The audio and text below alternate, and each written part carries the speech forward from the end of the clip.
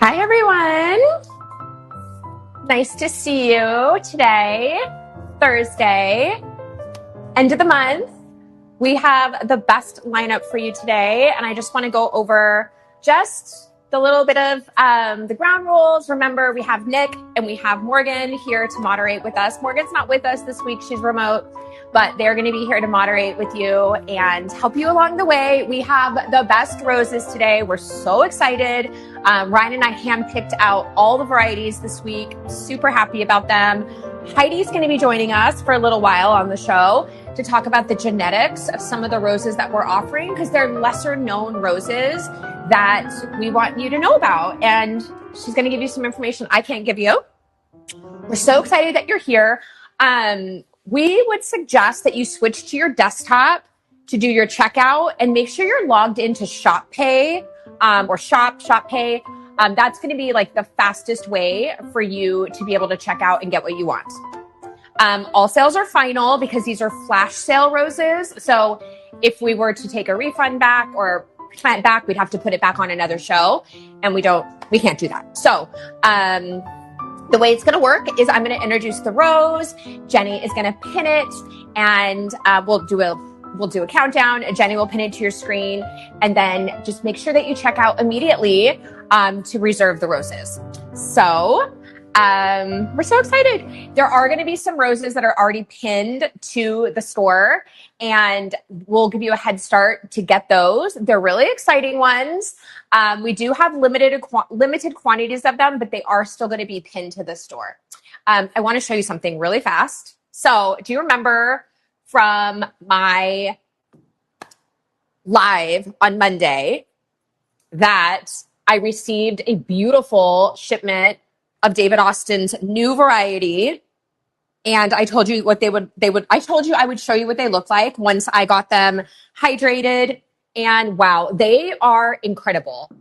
They are so gorgeous. I just want to show you really quick. I know this is like a little side thing here, but look at how big these flowers are, 5 to 6 inches. She's fragrant. She's gorgeous. So this is the bouquet that I received on Monday's live that we opened together. So I just thought I would let you know. Be sure to join the conversation. I'm going to do that right now. So I'm typing in Gracie, and I'm going to say, hi. And make sure you use a screen name that is kind and thoughtful so that you can stay in the conversation. That's really important. So can everybody see the comments? Jenny, can you see the comments? No, it's just Uh-oh. What?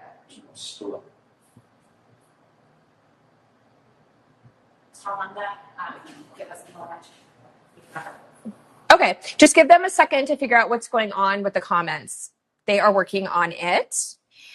Our moderators are going to be on throughout the show, and they'll be ready to help you with any questions that you have. When we get to the cut roses, I do want to let you know that they are buy now, ship now. So they will most likely ship out of the farm on Friday or Saturday, and you'll receive them Monday or Tuesday. So they are buy now, ship now. And we listened to your requests, and we have some new varieties for you that we haven't featured on the show before.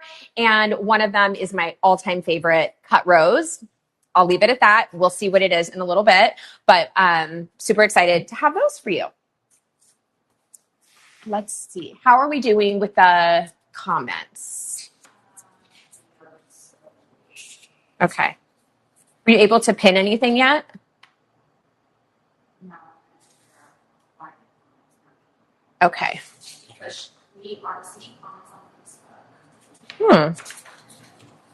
Okay.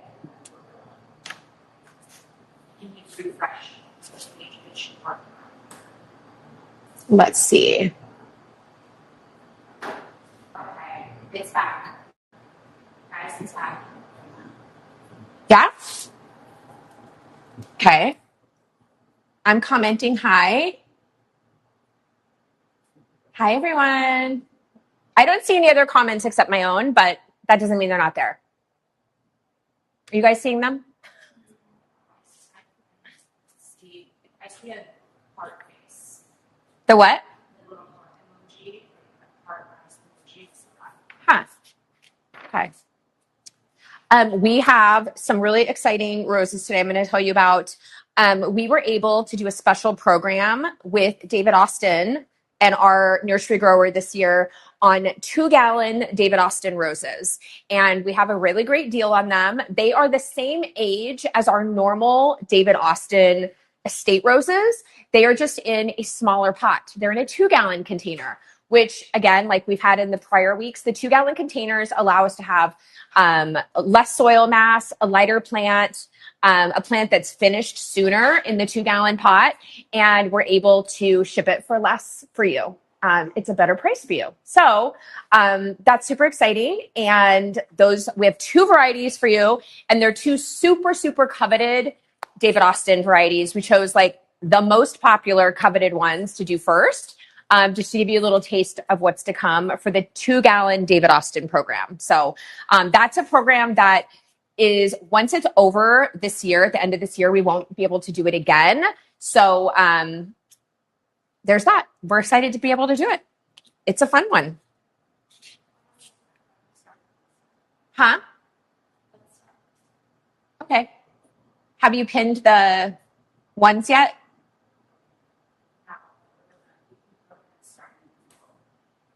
Okay. Should I start with?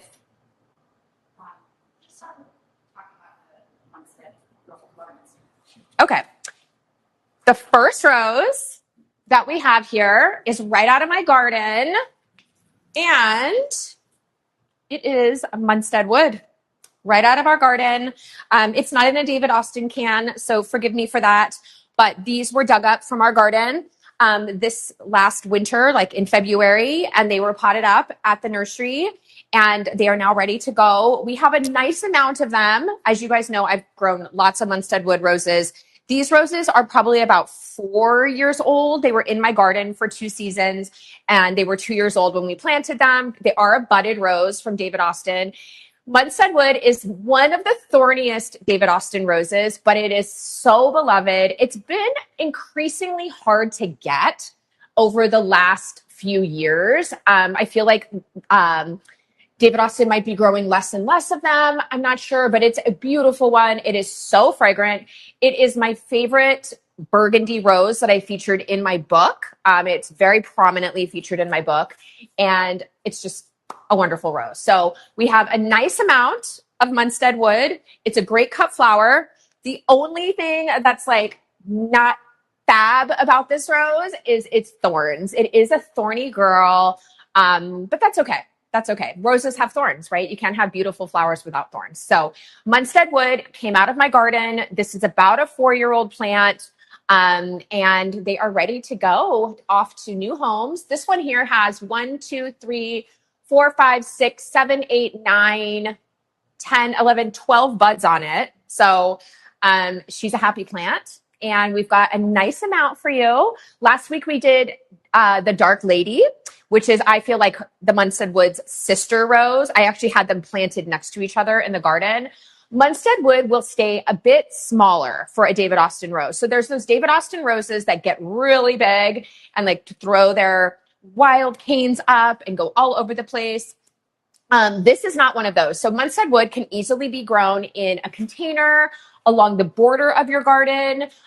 It's a really easy rose to grow. You don't have to have a lot of space. And so for that reason, I really like this rose. Like Dark Lady, she gets much bigger. She's much bushier. She gets much, much bigger. So this one will stay a little bit smaller. She's a great border rose, great fragrance, great cut flower. In fact, Ryan and I grew Munstead wood for florists. How many did we grow? A couple hundred, probably? About 300 to 400 we grew of Munstead wood when we grew for florists back in the olden days before we did the bushes. We grew about 300 to 400 Munstead woods, and it's an amazing cut rose. We never had enough for florists. It was like super high demand all year long, all season long. So, Jenny, are you ready? Yeah, we can fence that. Okay. Are we ready for Munstead wood? Yes, we've already started. Oh, there's only one left? Yeah. Oh, it's sold out. It's sold out. Oh, you pinned it. I saw. Yeah. Okay. Well, it was already pinned. Munstead wood is sold out, but don't worry. We have another version of Munstead wood for you. So this is the one from my garden. If you bought this just now, you're going to get it in a big black pot. Somehow it didn't make it into the David Austin pot, but we have more Munstead wood for you. So my assistant over here. Thank you. All right. Munstead wood part 2. We were able to have Munstead wood for you in a 2-gallon container. Like I mentioned, this is a new program that David Austin allowed for the very first time this year. And our grower here in California is a very close David Austin partner like we are. So we were able to get these plants and we're so excited about it. Let me turn her a little bit so we can see the flowers. There she is. Okay. Ryan and I hand-picked her today at the nursery, brought her home. So we have again, same exact rose in a 2-gallon container from David Austin. And we have a nice amount of them, a very nice amount. And so this is a 2-year budded rose. It was planted in the 2-gallon container this last winter when our nursery partners received their David Austin bare roots, and it's been grown out there, and we're able to get first dibs on offering Munstead wood for you in the 2-gallon David Austin container. Ready? Okay, 5, 4, 3, 2, 1. And here she is. She may not sell out like immediately because we have a really nice quantity for you. So Jenny's going to leave her pinned on, and it's down at the bottom of the pins now. You'll see Jenny's going to leave her pinned on the store page here. And if you're really interested in her, check out right away. But we'll see how many we have left. So very excited about this and very grateful to David Austin Roses and also to our nursery partners for allowing us to have access to these incredible new 2-gallon program. So yeah, Munstead wood. Here it is. Heavy.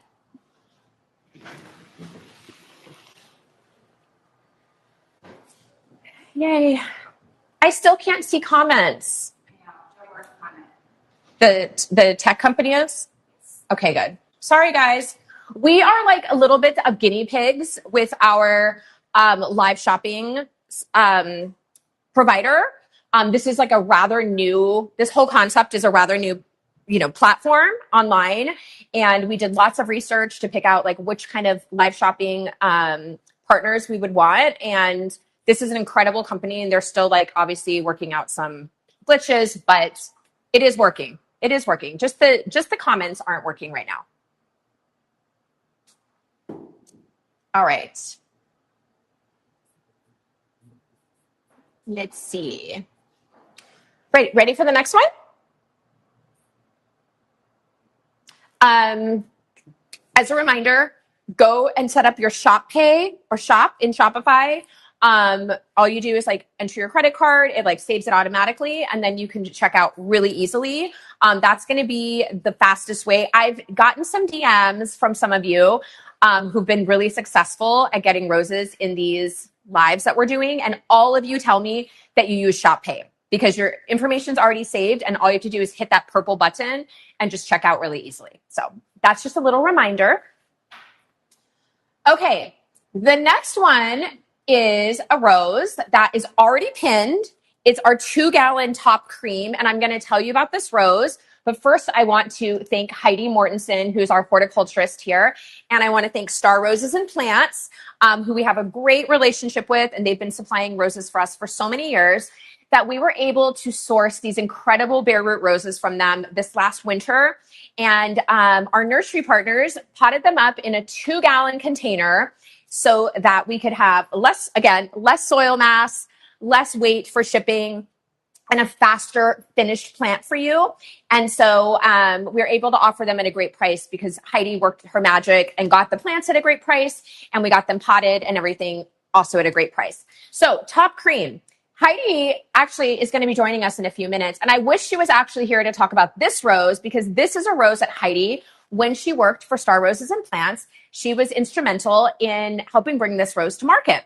And she loves this rose. And since I've known Heidi, I've really come to love this rose as well.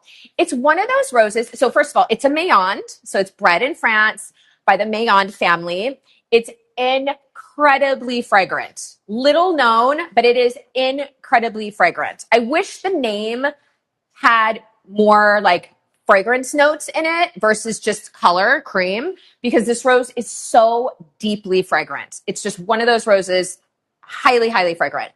I have different perspectives on this rose based upon the season that I'm growing it in. So I'm going to tell you about it in the spring. I'm going to tell you about it in summer, and we can go from there. But it is own root. So this rose is exclusively grown own root. And I believe it's hardy down to 5, if I'm not mistaken, and then up to 9 or 10. We grow it in 10 just fine, just FYI. So, okay, top cream. Heidi loves this rose. It is incredibly healthy. It has the deepest, most romantic, true rose. Like, it's not a fruity high fragrance like you think of. I'm thinking of a rose that's really fruity. Pope John Paul, really fruity, right? Princess Charlene, really fruity. This rose is, I hope I don't get canceled for this, sexy. This has like a deep, like sexy, like warm, very luscious fragrance. It's true rose, but it's like this deep, deep, beautiful fragrance. I'll leave it at that. Okay. And it is zones 5 to 10 on top cream. So top cream is a hybrid tea. However, it does bloom in sprays. So in the spring, especially, you'll have big, beautiful sprays. In fact, this picture that is pinned here for the top cream, that is one stem. Jenny took that picture. Oh, how funny. I'm wearing the same dress that I'm wearing in that picture. Ha, ha, ha, ha, ha. This is from my collab with Kathleen Maeve a couple years ago. And anyway, yeah, I'm wearing the same dress that I took the picture of top cream in. Anyway, that is one stem that Jenny took of me sitting there holding that beautiful spray of top cream. So top cream in the summer is pure white. White, but like it's a warmer white because it's creamy, right? It has like those cream tones. So it's a warmer white. In the spring though, and you'll see this if you go through the photos of top cream on our website, it will have a blush pink center. And not just blush, like it's pretty pink, like almost like this new David Austin rose. Like the center gets really, really pink in cooler weather. So spring and fall, you're going to get that pinky tone in the middle. The outside will still be creamy white. And then in the summer, it's fully white. Almost like Bolero, kind of the same thing with Bolero. Full white in the summer. Spring and fall has those blushy notes in the center. The best thing I can say about this rose, though, is fragrance, fragrance, fragrance. It's also extremely healthy. Like I said, Heidi was instrumental in helping bring this rose to market during her tenure with Star. And you know, Heidi is like a stickler for health. Star Roses and Plants, they do not introduce roses that have not passed their 7+ years of trialing and testing, both in France, where they're bred, and then in the United States, in Pennsylvania, in California. And apparently they call the Pennsylvania climate like rose hell because they get all the bugs, all the humidity, they get the cold, they get the good weather, the bad weather, all the things. Top cream passed with flying colors. So it's live, it's ready for you. It's $59, 2 gallon. And that's what I have to say about this rose. I absolutely love it. We had at least 20 or so in my garden, and I will absolutely be replanting this rose in my new garden at my new house. And the best thing about this rose is its fragrance. Deep, beautiful cups and fragrance, fragrance, fragrance. So that's top cream.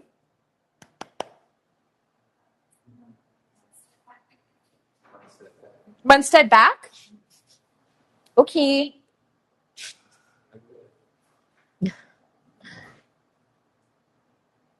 Ryan is getting our 2 gallon Munstead wood back.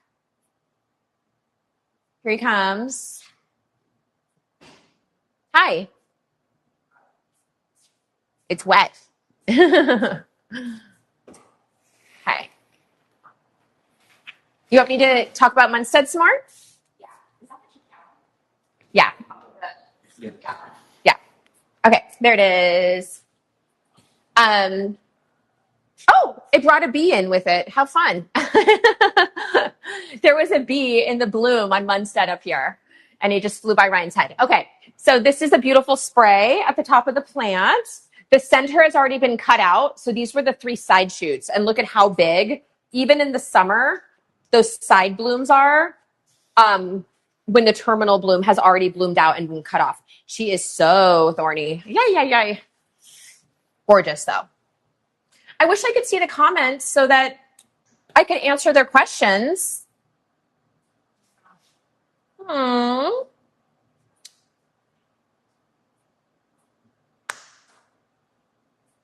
there any questions about Munstead Wood that like Nick or Jenny or Morgan want to give me? People are asking where are you moving to? Oh, I'm moving close by. I'm moving only to, 20 minutes away, Rye? I'm moving 20 minutes away. So after a lot of soul searching and house hunting and considering like all the places we wanted to move, we decided to stay local and stay here. And we're moving like 20 minutes away. So it's a great property. We're so excited. We actually move in like 3 weeks, which is bananas because I have not done any packing. We have not done a single thing to get ready to move. So there's that too. There's that. How old are the Munstead Woods? So the 2-gallon Munstead Woods are a 2-year budded rose, just like the top cream, right? So all this is it's in a smaller container so that we could finish the plant faster at the nursery and get it to you at a better price.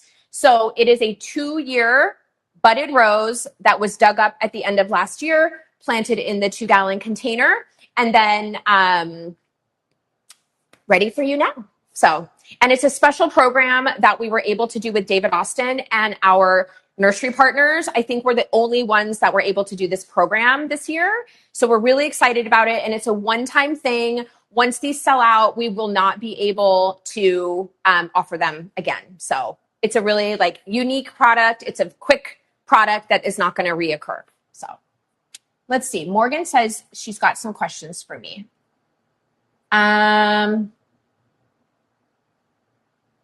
Oh, Morgan says, unpin the sold out Munstead Wood. Can Gracie compare Classic Woman to Top Cream? Well, we have Classic Woman on the show today. It's at the end of the show, just fair warning, or pretty close to the end of the show, I believe. Wow. Okay. So they're 2 very, very different roses, I will say. Oh my gosh. Okay. So first of all, Classic Woman is not really fragrant, which is a very strange thing because Classic Woman is basically Eve's cream Eve's. And Eve's Piaget is the true Eve's Piaget rose, right? Classic Woman is not really fragrant, but it holds the same like shape as the normal Eve's Piaget rose. So Classic Woman is amazing if you want like long stems, a big handsome plant, incredibly big luscious blooms, but you're not going to get fragrance out of that rose.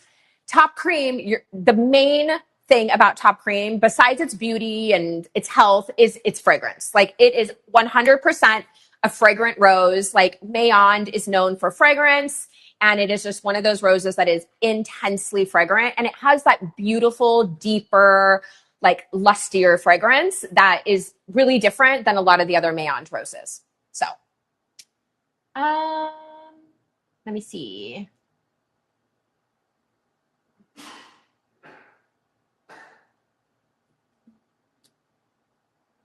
Should we move on? Okay. I also wish Heidi was on right now for the next one. But she'll be on soon. Okay.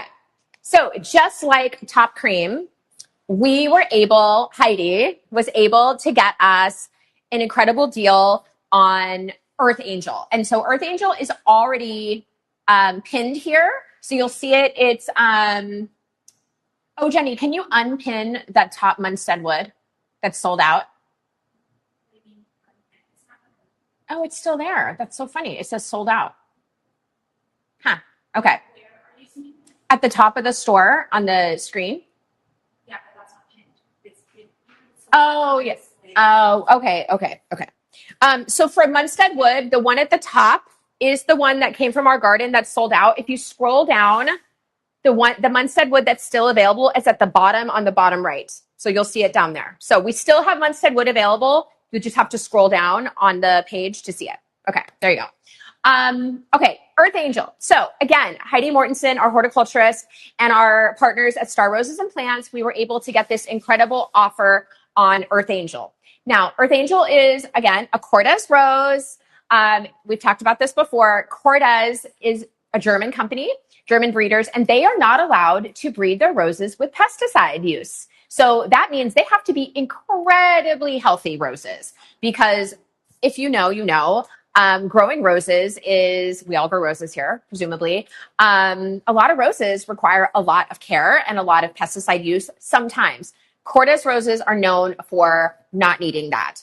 Earth Angel is actually our top selling rose, which to me is always mind blowing because it's actually not a rose that I know that intensely like I know Francis and Charlene and Sweet Mademoiselle and so many of the Austins, but I do love this rose. It's an incredible cut flower. Earth Angel is a beautiful globular shaped, peony shaped rose, has the blush center.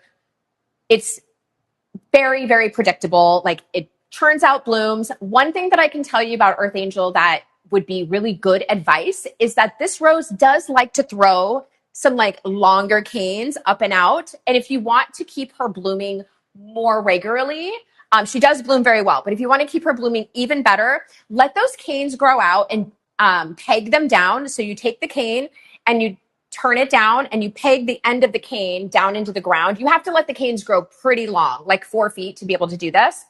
But what that does is it pushes all of these new nodes coming from the leaflets to push outward and you'll get more stems.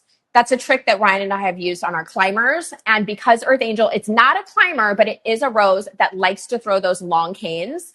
You can do that with Earth Angel. You can also just keep Earth Angel like cut back pretty like hard and it will bloom more prolifically if you keep it cut back hard. So it's an incredible rose. And again, thank you to Star Roses and Plants and to Heidi for getting us this 2-gallon option. These are own root. So every single plant is own root. They are grown here in California by our Better Bare Root grower. They are the only grower in the whole country that grows the bare root Earth Angels.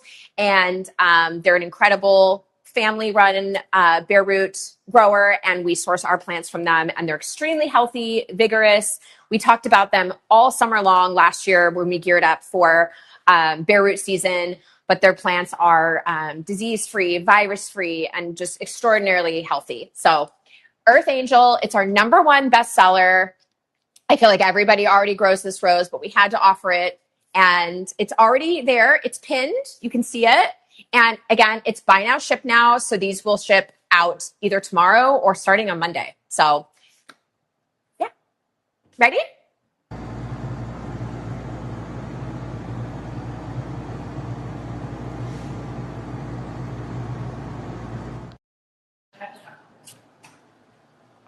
Okay. All right. I have a special one for you. I don't think you'll be able to see the tag, so I'm not going to pull it out. I'll get mud everywhere. But can you tell what this is? It is, I'm going to take the flower off because I just want to stick it in my nose. It is Bosco Bell. So we chose 2 roses. We chose Munstead Wood and we chose Bosco Bell this week.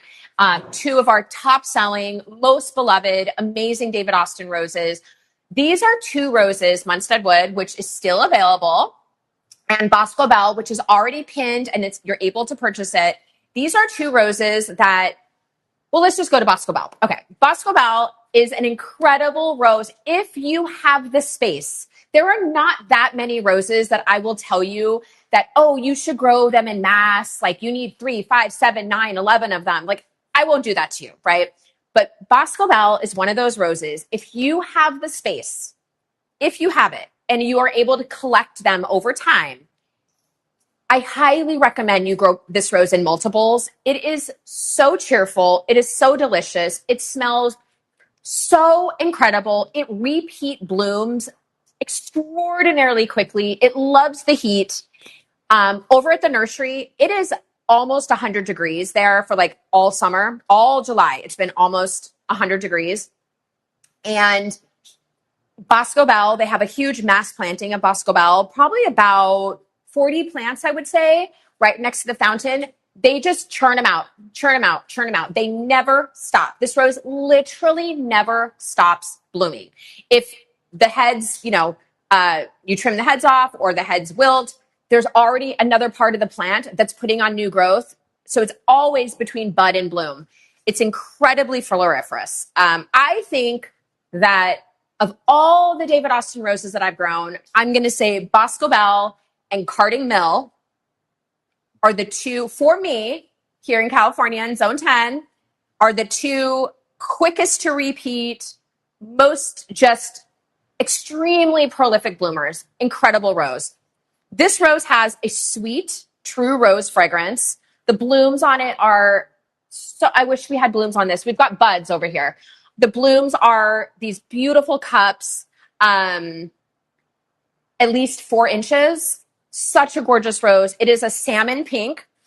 If you are a rose lover and you've never grown this rose, you are totally missing out. This is one of those roses that I feel like every single rose grower should grow, whether you love pink or not, because this rose could definitely be like a salmon-y color. Like you don't have to love like girly girl pink to love this rose. Like it definitely has those like salmon tones. It's more of a, definitely like more of a salmon pink. So I love this rose. It's so beautiful. The form is beautiful. Every single head on this rose as well. This rose blooms very uniformly, meaning it like, how do I explain this? Some roses, like their blooms can look slightly different all the time. They can be a little bit like more obscure, right? And you kind of don't know. Like this rose, Bosco Bell, every single bloom is like very identifiable as Bosco Bell. So I adore this rose.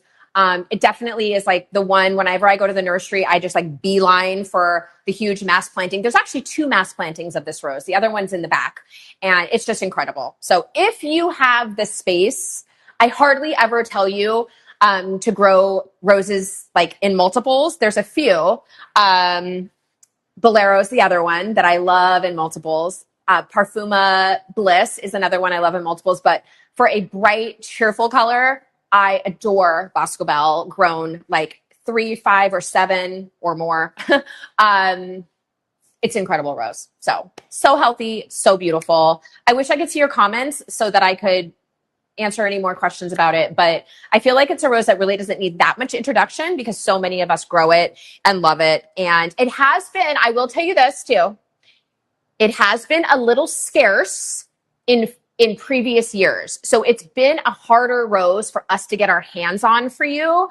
So I'm actually so shocked that we were able to get this 2-gallon size. It's actually like really shocking that we were able to get the 2-gallon size. So, because there have been years where we haven't been able to get Bosco Bell at all. It's just been like so scarce. So this rose, I'm so excited that we had, I think we still have estates or they're sold out, but I'm so excited that we have this one. So, okay.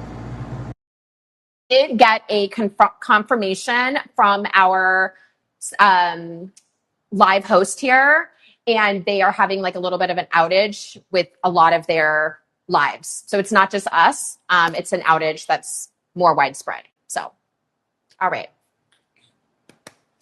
All right, is high.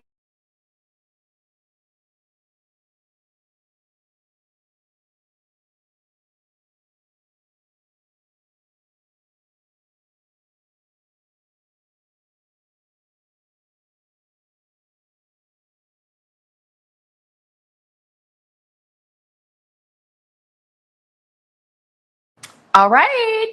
Can you guess what this rose is? This is Julie Andrews. And you guys know we love her. I love her. She is so beautiful. And we have Heidi here, and I'm going to let Heidi do some talking. You guys know I am so grateful that we have Heidi here at Gracie Farm. She is such an incredible person, one of the kindest people that I've ever met in my life, and she's so smart. She truly loves plants. Like, this girl adores plants. Mine's muted. I think it's yours. This girl adores plants, and she lives for roses, and I'm so excited that she's here. Hi, Heidi. Hey, Gracie. How's it going? Good. You guys hear me okay? Good to see you. What do you have behind you? You have a pretty rose blanket? I do. Look, you're rubbing off on me, Gracie. I'm going to the pink side. Okay. So pretty. As Heidi has worked here now like over a year, she's gotten girlier and girlier. It's so cute. So she's got her like little flower headband, her pink shirt. Her office is even pink, guys. She painted her office pink. I did. So you might not be able to get too much, girly. Like a light pink. I can't hear Heidi. Oh, okay. Well, hang on just a second. Okay. Can I hear you, Heidi? Let's see. Can you hear me? Yeah. Okay. I can hear you. Okay. So we have Julie Andrews, and I thought I would let you talk about this rose a little bit from Del Bard. Yeah. Oh my gosh. Well, hello everyone. Thanks for having me. Julie Andrews it's one of those roses I discovered later. I love this because of its color. So Del Bard is a breeder in France, and he's known for like really interesting flower forms and color forms. And this one's no different. So my favorite description of this is one time Gracie called it's like a neon highlighter. It has that neon pink with a little bit of yellow down inside, and it just glows. So I just love it. It has a beautiful fragrance. And one of my favorite features of all is that it's ruffly. You know, it's got those ruffled petals. I love that in a rose. So as you can see here in the picture, you can see that like highlighter yellow down in, and it just really like accentuates the pink, which I think is just a really cool feature of this rose. So she's so ruffly. Yeah, she's very ruffly, very feminine, and very bright in the garden. So we love Julie Andrews Rose. I know a lot of you do. She's on sale for, this is, as you can see how huge that plant is. Look how enormous that plant is. We're at the very tail end of this crop, and we have them on special for $59. So it's such a great deal, and we hope you have a chance to bring her into your garden. She is very beefy. So this is, she's going into her 4th year of life, this rose. So when you get her into your garden, she's a 4-year-old rose. She is very, very beefy. She is a budded rose, just FYI. So she's budded. She's not own root. And her canes are thicker than my thumb at the base. So she's a big, big girl. Big girl. Yeah. And she's very prolific. In my garden, she bloomed like a whole blanket of blooms at the top of the plant. All the pictures of Julie Andrews on our website were taken from my garden here in California. So that's what she looks like here from us. Those are not stock photos or anything. So yeah, she's beautiful. I love her. She's my Mary Poppins rose. Yeah, that's right. We both love Mary Poppins, huh? Love her. All right. So, I don't know. Do we have to, has it been pinned yet, or can we move on to our next one? Yeah. Ryan? Sweet. Oh, look, the video's coming on. Yeah. Oh, you guys are going to guess what this one is. It's a red. Yeah. Okay. Oh my gosh, right, look at it. I got to do this in order to show you because it's so big. I'm going to sit her on the floor and let her sit down there next to me because she's acting like a climber, but she's a grandie. She's a grandie. So Heidi actually knows this rose really, really well. So I'm going to let her talk about it. Yeah, so this is Tiamo. I was at Star Roses and Plants when we introduced this rose. I had an opportunity to see it in Germany and at Cortez in its trialing, and it has such an interesting parentage behind it.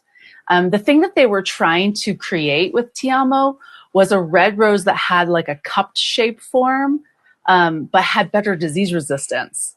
And so the parents of Tiamo is actually a red Leonardo da Vinci. So if you've ever seen Leonardo da Vinci rose, we only have the pink one here in the United States. It's very cupped. And so there's a red form of it, which is a Mayon rose. And then the other parent is Sunbelt Desmond Tutu, which is a Cortez rose, which is really heat-tolerant red with really glossy red foliage. And so they combined the two things. They were trying to get the heat tolerance and the disease resistance of Sunbelt Desmond Tutu, but in a more romantic flower form. And they did that. And that's what Tiamo is. So Tiamo, it's funny, it has an Italian name, which means my love, but it's a German rose. So it's an incredible rose. It has incredible disease resistance. The foliage on this rose is like really waxy and thick. But look at that. Look how cupped, look how beautifully cupped that rose is. That's from its parentage of red Leonardo da Vinci. But it's way more disease resistant. It's also on its own roots. So these are own root plants, so they're own root hardy and way better disease resistance. So I don't know if any of you are familiar with Sunbelt Desmond Tutu, but it doesn't have that flower form. So it was the thing that was missing. Well, now I know where it's getting its height from, because Leonardo da Vinci likes to throw that height. Mm-hmm. Yep. So, yeah. Yep. Very pretty. And Sunbelt Desmond Tutu is kind of like really upright too. So Tiamo it was really meant to have like really good cuts. So you can see like long stems, great for cutting and arranging. So it doesn't have any fragrance, which is too bad. There's not very many red fragrant ones. That's why you need a Munstead wood. But Tiamo is honestly one of the most disease-resistant reds in a cupped form that you can find on the market. So kind of reminds me of red piano a little bit, like the flower. It actually, the density of the petals reminds me of piano, the thickness. Yeah. Yep, exactly. Yeah. All right. The next one is one that everybody's been asking for. Not this rose exactly, but they've been asking for more Brad Gelbert roses. I know Brad is like all the rage right now in the rose community. Everybody wants Brad Gelbert's roses. And so we have gorgeous Maui Sunrise. And this rose is you must see it to believe it type of rose. I'm going to show you some blooms, but I'll let Heidi talk about it. And it's one of Brad Gelbert's gorgeous roses. Yeah, so we love Brad's roses. And this was a rose that I didn't realize it was bred by him because it was introduced by Certified Roses several years ago. He used to send his roses to them to look at and introduce. So it's one that they have, and Brad is really good at picking specific parents to try and get specific features out of. He's really good at it because he loves the shiny foliage. He's always looking for ruffles and disease resistance. So if you are familiar with the rose Voodoo, it's a really old Jack Christensen rose. It was known for its color back in the day and it's really super fragrant. So it has Voodoo as one of its parents, and the other one is Easy Does It, which is a Harkness rose, who is an English breeder. And their roses tend to be very disease resistant because it's a humid climate. So Voodoo was more of a dry climate rose, but it was big and fragrant. And then Easy Does It is like a humid, loving rose. So we combine those to get Maui Sunrise. So you get those beautiful colors, you get some fragrance, you get healthy foliage, and it's a Brad. It's a Brad rose. And we have lots more Brad roses coming too. So we do. In the future. We do. Yep. So Maui Sunrise is budded. It comes to us budded. And there's not very much of it on the market. So it's hard to find. It just kind of comes here now and then. So yeah.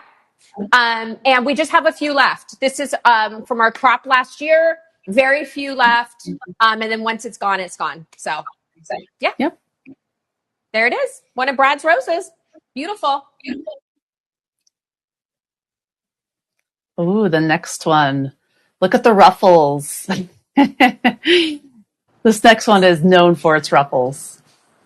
All right, Heidi, this one is all you. And she's actually so pretty. There you go. She is really pretty. It's funny because this rose has the worst photography online back in the day. It's an old rose. Ginger snap has been around for a very, very long time. Ginger snap was bred by Delbard in France. It was primarily bred for heat tolerance and to hold its color even in the heat.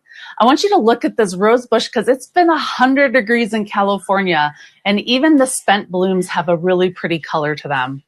I always like to think, why does an old rose like ginger snap, which was introduced in the 70s, I think, how does it still stay around?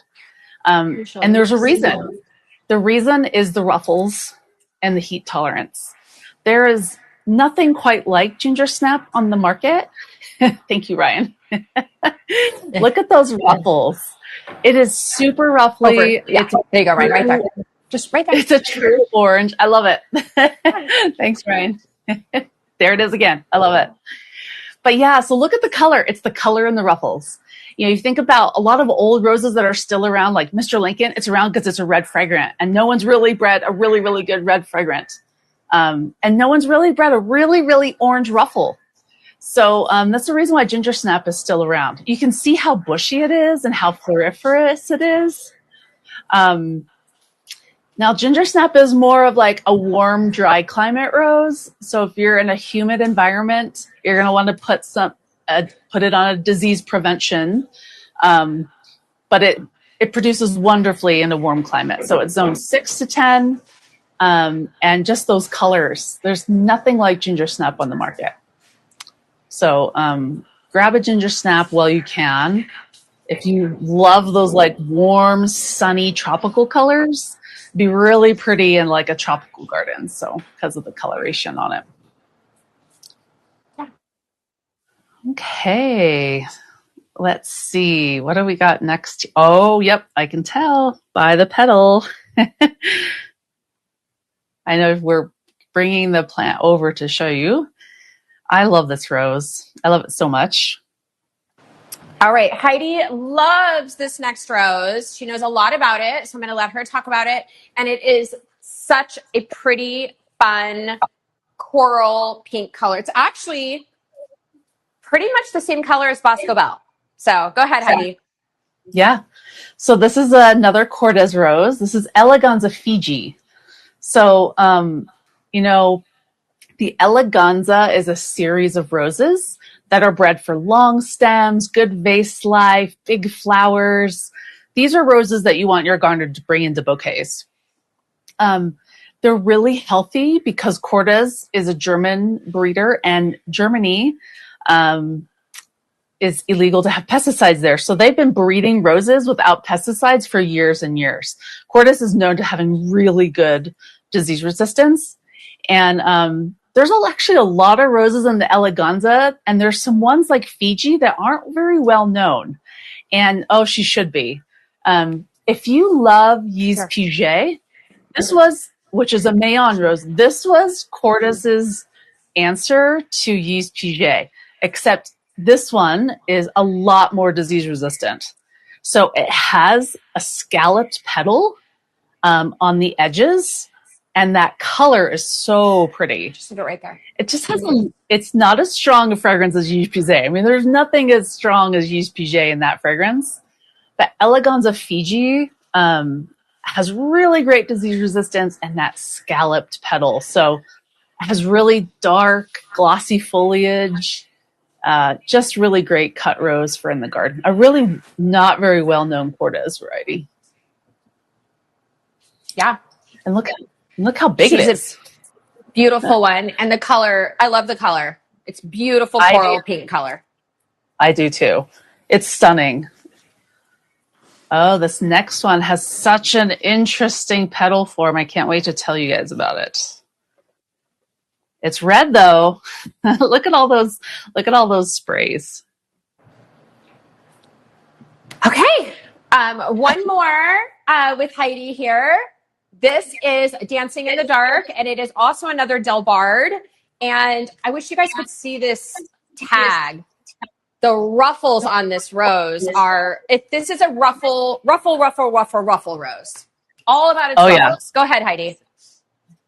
And the thing I love about this, there's a couple things that make this rose unlike anything else. And it has what's called fluted petals. So if you were to pretend this was a rose petal, there's not very many roses that have fluted petals.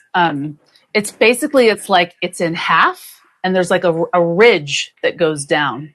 And so when you see them from the top, it just makes them super ruffly. You usually only see this in florist roses. It's a pretty typical florist rose aspect, but this is a garden-worthy, disease-resistant fluted petal. So such an incredible flower form. It's so unique. And look how dark it is. It starts velvet red and it ends almost black. It is deeply romantic, and it is unlike any other red rose that performs outside. This is an incredible introduction from Del Bard. And of course, I love red. Even though I'm surrounded by pink, the rest of my house is red. And that's one stem, Heidi. This is one stem right here. Yeah. Look at those flutes. I'm telling you, fluted petal roses are super rare that perform in the garden. So if you want a fluted petaled rose, and all of those sprays, right? So I think it's really cool. We've talked about some really interesting petal shapes today, right? We have Ti Amo, that's that beautiful cup, that red piano shape. And then we have Eleganza Fiji, which has a scalloped edge like Yves Piget. And then we have Dancing in the Dark, which is a fluted. So anyway, I hope you enjoy. Yeah, that's Dancing in the Dark. And we're going to keep Heidi on for our next rose because she actually discovered this rose. About a year ago, Heidi went up to our Canadian grower, JC Backer, and she was walking the fields and she was stopped in her tracks on this beautiful rose. And she said, "Oh, that's a winner." And we had never seen this rose before. I've never grown it yet because this is the first year we've offered it. We sold out of the bare roots of this rose two times. So we actually were able to restock the bare roots. And then we were able to get a small amount to pot up. And that's what these are here. So they're budded on multiflora. So for those of you that love multiflora, these are on multiflora. And what I want to tell you about this rose before Heidi talks about it is that there's a lot of buzz in our Facebook group about the Canadian roses. Canadian roses. We want the Jalbert roses. We want the roses from Canada. This rose is not a Jalbert rose, but I will tell you, I've now seen this rose in the spring and the summer. This rose looks very, very similar to Dylan, and it also looks very similar to Cinderella Fairy Tale. If you have the plants side by side, they look very, very similar. And also, Heidi was so impressed with the size of the plant, the compactness, just the bushiness, the bloom form. So I'll let her talk about it. But this is a last chance on Reflecting Glory for this year as an estate rose. And we have it at a great price. It's a 2-year budded. And then in the pot, the estate size pot, very big, very heavy. And like I said, we sold out of this bare root twice. So there you go. Go ahead, Heidi. Yeah, so when I was up there walking the bare root field, this one stopped me in my tracks because the color and the flower form was so beautiful. So Reflecting Glory was bred by Vineland Research in Canada. Vineland is really progressive on creating black spot resistant roses. That's their black spot resistant and winter hardy, right? They work closely with the Canadian Landscape Association. And so JC Backer picked this to celebrate their 75th anniversary. It's a very special rose to them, and I can see why they would select this to celebrate such a huge milestone. It's a beautiful rose. The form, the fragrance, the color, I just love it. So. And I will tell you that it's also extremely floriferous. So it blooms all the time. It is. Even in the heat, it's just a really, really good bloomer. So this one has 1, 2, 3, 4, 5, 6, 7, 8, 9, 10, 11, 12, 13, 14, 15, 16, 17, 18, 19, 20, 21, 22, 23, 24, 25, 26, 27, 28, 29, 30, 31, 32, 33, 34, 35 buds and blooms on it. 35. Look at that. 35. Yeah. Look at that. I wish they were all open at the same time, but it's loaded in buds. So, and it's the end of July. It's been almost 100 degrees at the nursery. Like for a rose to have 35 buds and blooms on it in late July means it's an extremely floriferous plant. It wants to bloom. It wants to produce. You guys all know, if you're rose growers, like a lot of roses like kind of shut down in high temperatures. This one does not. So there you go. We have one more with Heidi, and then we're going to have our first $1 flash sale rose. And so I'm going to let Heidi talk about this one. Most of you already know this rose if you've been following us for a long time, but we have an incredible deal on it. So if you're not growing it yet, now's the chance. And it is Heidi's discovery. She discovered this rose when she was in France, right? Is that when you first saw it, or did you see it at Star? I can't remember. I saw it at Star first. Yep. Okay, at Star. It is pink tumbleweed, and it is a Grace Rose Farm. Online, I think we're exclusive for it, although there's a few other places you can find it. But we love this rose. I'm going to let Heidi talk about it. Go ahead, Heidi. Yeah, I saw this rose on my very first day at Star, and I asked the stupid question of, what is that? Because it's so different. And honestly, the who saved this rose was Cindy at Otto & Sons. She found it years before I was even there, loved it. They kept it going. This is such an incredible rose. It's a micro rose. This one particularly is bred in Japan by a breeder called Hayonu. So this is a Japanese rose. It comes to us through Mayon. Mayon does a lot of work with breeders. So sometimes different breeders come through Mayon and come to the United States, but this one was bred in Japan. So it's the first ever micro rose introduced on the market. Its flowers are smaller than a dime, and the thing just blooms almost nonstop. If it gets super hot, it'll slow down a bit. It does tend to like cooler nights, and I just love it. I've had some in my garden for 3 years, and I hardly do anything to it, and it keeps coming back and it keeps blooming. And it'll bloom in my garden in Utah until November. The thing is a bloom machine. So it's the perfect rose for underneath other roses because it's really low. The height that you see here is the height it'll get. So it's the perfect little ball. It's like, instead of planting boxwood, plant these, right? You can cut them. They have long vase life. It's such a cool, unique rose for sure. And it's $19, and you get this huge 3-gallon plant. Huge. And tumbleweed, when we ship tumbleweed, you guys know we defoliate all of our plants when we ship. We do not defoliate tumbleweed because it would literally take our workers an hour because of the microfoliage. But one of the amazing things about this rose is you're probably looking at it as a rose garden thinking, how the heck am I going to prune this thing? Trust me, all you need to do is a hedge trimmer on this guy. At the end of your season or before the season starts in the spring, hedge trimmer, it comes right back.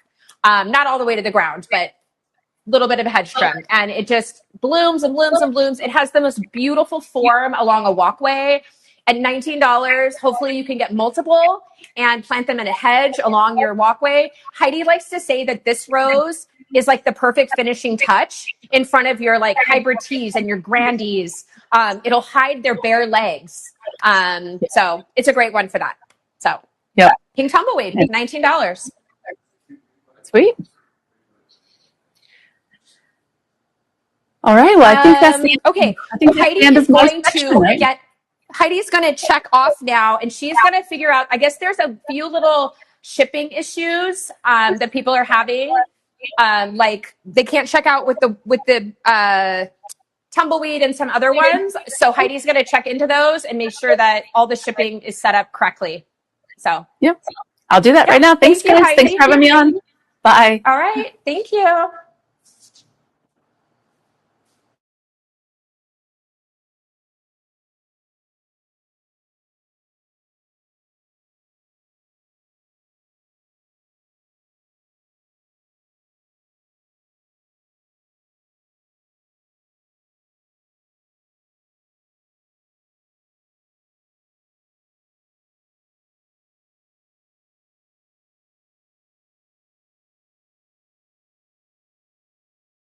Okay.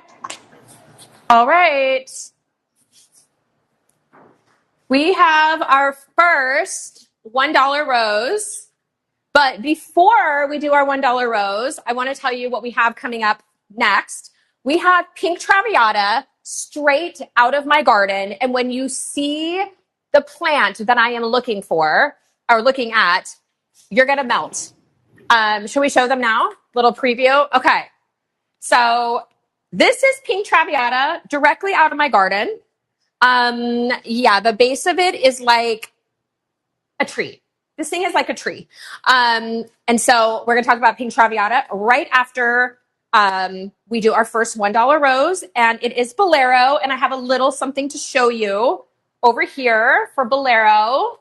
So right before the show started today, Ryan went out to our fountain, which I'm going to miss when we move.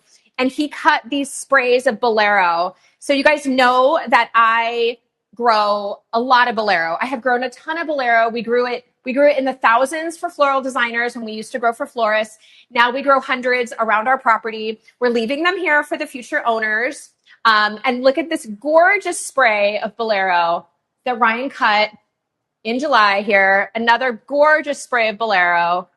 Absolutely beautiful. I have nothing to say about this rose except that I love it. So we've got a nice amount for $1 each. So 5, 4, 3, 2, 1. Bolero is pinned. And look at, this is 2 stems, guys. 2 stems. Is it pinned?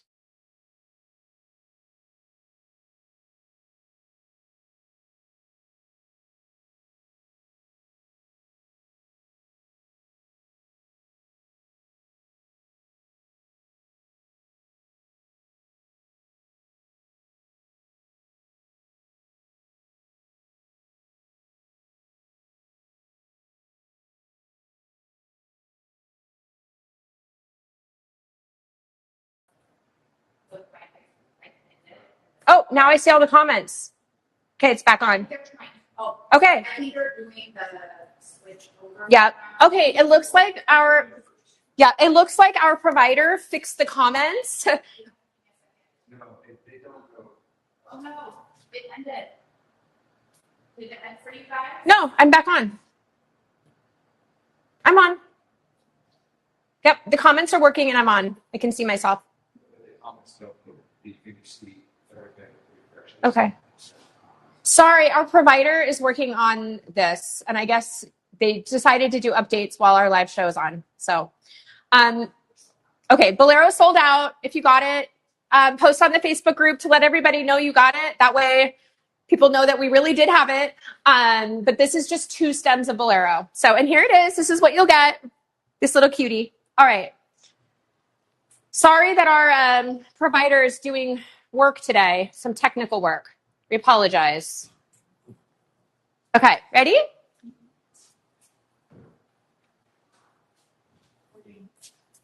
Oh, we are? Oh, okay. Oh, yeah, we are. Okay. Okay, right after we do some cut roses, we're going to do pink Traviata straight out of my garden. I do want to let you guys know that this rose is no longer grown in large quantities. However, we are keeping a couple of my plants, and Heidi is going to get permission to continue growing this rose for you guys. It has to be budded, so it's not a quick 1 year turnaround, but like an own root plant. But we will hopefully continue to have pink Traviata for you in the future. But here she is. We're going to talk about her in just a minute. But I want to tell you about the deals today that we have on the cut roses. So you've been asking for more deals on the cuts. And the first one we have is Miyabi. You guys know I love Miyabi. And I will tell you that Miyabi, I believe, and I have tried every single cut rose that the farm offers many, many multiple times. I believe Miyabi is the best vase life, the most predictable. Like it's the rose that the farm grows that is like bulletproof. It's absolutely wonderful. Look at her color. I remember when this rose first came out on the market for floral designers, like back in, I think it was like 1817. It was all the rage. I still think it's all the rage. 2017, 2018. Silly goon. Look at her form. And today we have the bouquets. You get 30 stems for $99 with free shipping. They are buy now, ship now. She has beautiful long stems, gorgeous, opens fully every single time. This rose I have had this rose so many times. It has never failed to open fully. Always opens fully. Look how big. These aren't even fully open, actually. So they need another day, probably, or half a day. But look at how big, how gorgeous. A perfect rose, bred by Wabara.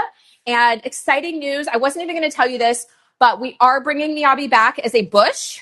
So make sure that you're tuned in. Next spring, we have so many Miyabi rose bushes grown here in California, budded, that are going to be going home to your gardens. So, and we might have Miyabi brown too. We do. Miyabi chop. So this is Miyabi, the traditional Miyabi, absolutely gorgeous. I do want to let you know that if some of you had some checkout errors, it looks like Heidi was able to get those fixed with the tech company. So Heidi says, I tried checking out, everything is working. So if you had any errors at all with checkout, refresh and do it now. We're so sorry that our app here is like glitchy today. Our apologies, but we're so glad you're here and shopping with us. So, and Jenny's communicating directly with them. So we'll make sure this doesn't happen again. But this is Miyabi. We love her. She's got red stems, and just wait till next spring. We have bushes. So this is Miyabi. I got her. I always like to put my roses back in water. You guys know that. Okay. So excited. My favorite David Austin rose ever is finally available as a deal on our show.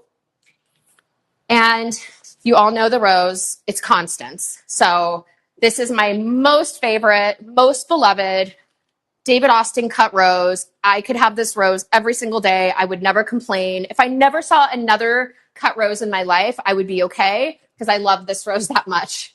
She's so gorgeous. She is the most fluttery, and she's also fragrant. So there are not that many cut roses, like greenhouse grown roses, that have fragrance, but Constance does. She has incredible fragrance. She's not as fragrant as like a garden grown rose, like Top Cream or Yves Piaget or some of the others.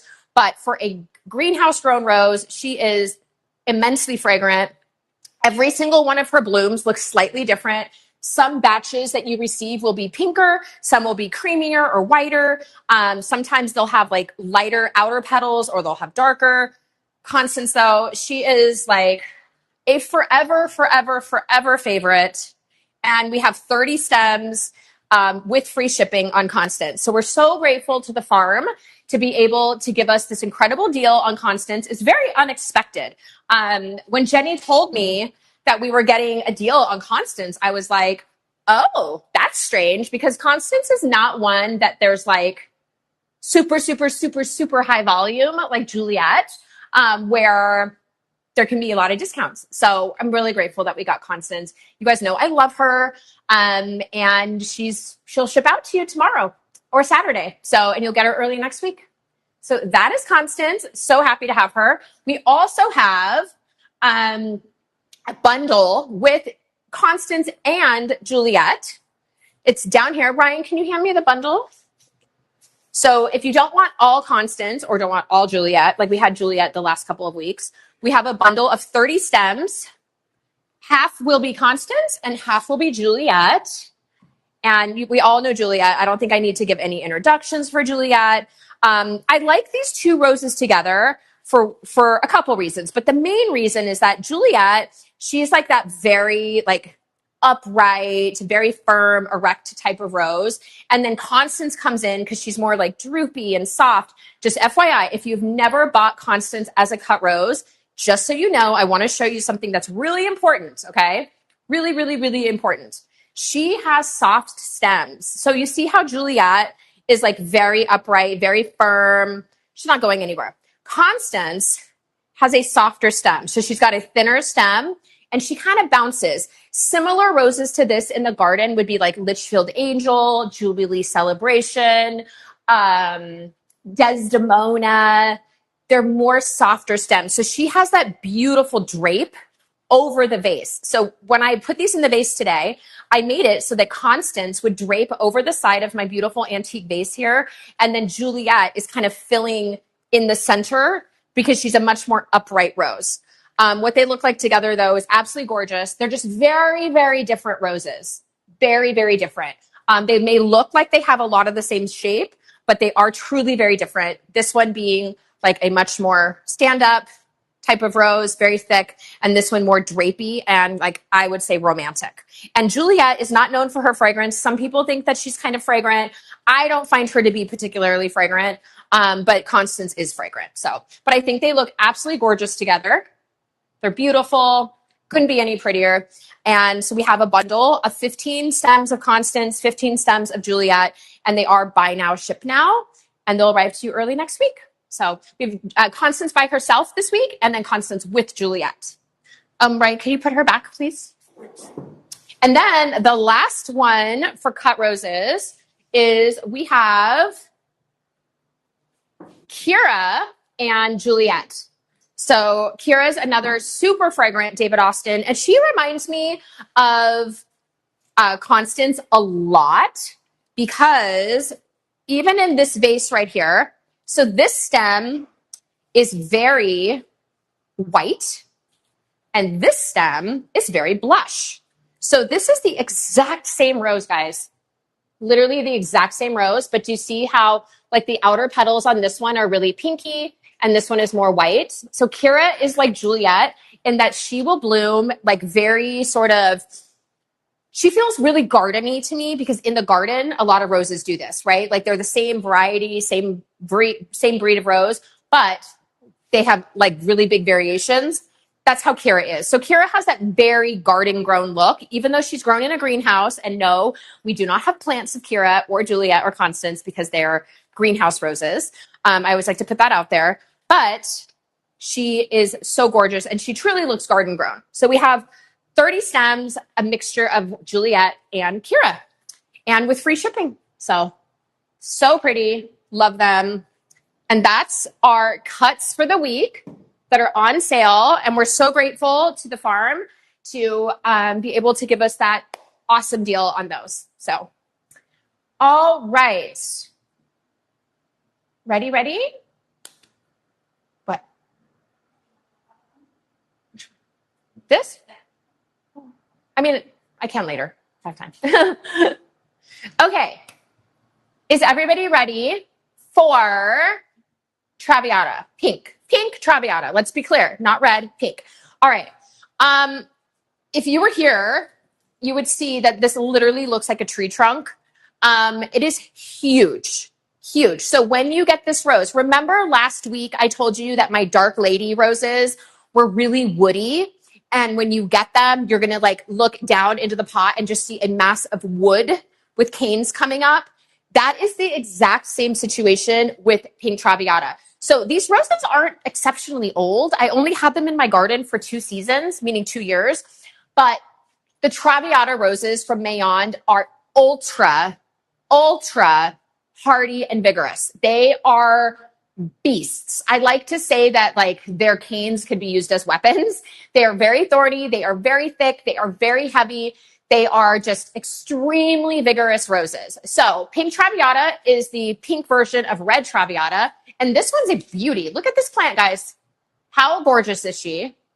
And just fair warning, we only have what was in my personal garden available. So you know it's not hundreds, but we're going to count down from 5, 4, 3, 2, 1, and we'll go for it. So 5, 4, 3, 2, 1. And pink tumbleweed is ready. I expect her to be gone in a hot second. I'm sorry, pink Traviata. Look at me. And she's probably sold out. I love her. She's gorgeous. Ryan and I also grew this for florists for a number of years. Not this plant in particular, but our older plants before. So she is gorgeous. All right. So pretty.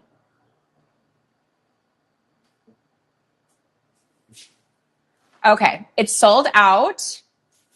Thank you so much for pink Traviata. And like I said, pink Traviata is one that Heidi is going to get back into production. It'll take us a couple of years because she does need to be budded. She cannot be grown own root as successfully. Like you want a big, hardy, chunky plant, you got to bud her. But Heidi is working on getting her back into production for Grace Rose Farm exclusively. So we'll be really excited to have her for you in future years. So, okay. The next one, in case you missed it last week, the next one, just over here, 1 second, doing some work. Okay. In case you missed it last week, Pope John Paul is back.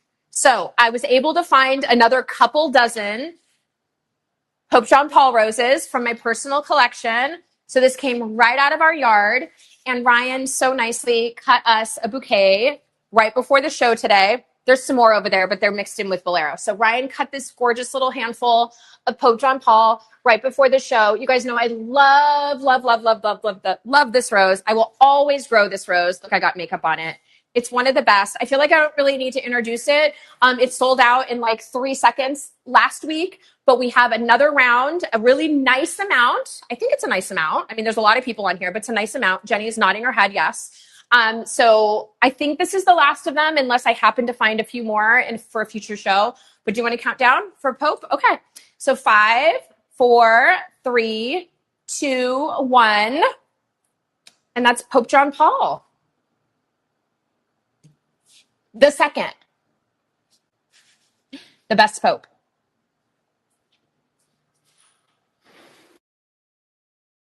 The best. So pretty. Oh my gosh.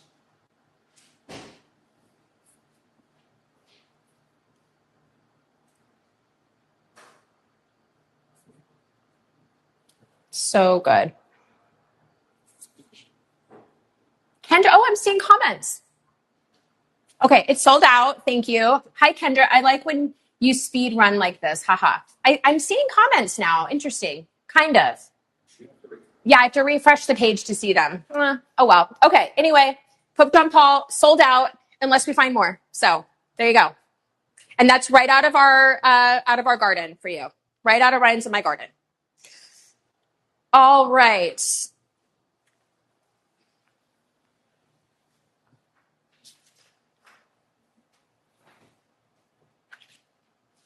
We have a Tantal rose from my garden. And this is a rose that I actually have only grown for a few years. I wish I had grown it longer because I would love to get to know it more.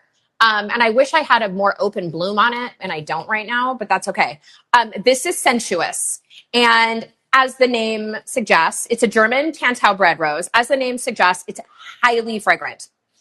It smells so good. Okay, so this rose, the fragrance on this rose is a deep rose fragrance. It's not a high, like fruity, like Pope John Paul. This is more of like a deep, deep rose fragrance. Ryan, do you want to show them the ombre of this bloom, please? This is a bloom that I'm like kind of forcing open. So just bear with me that it's not like naturally opened.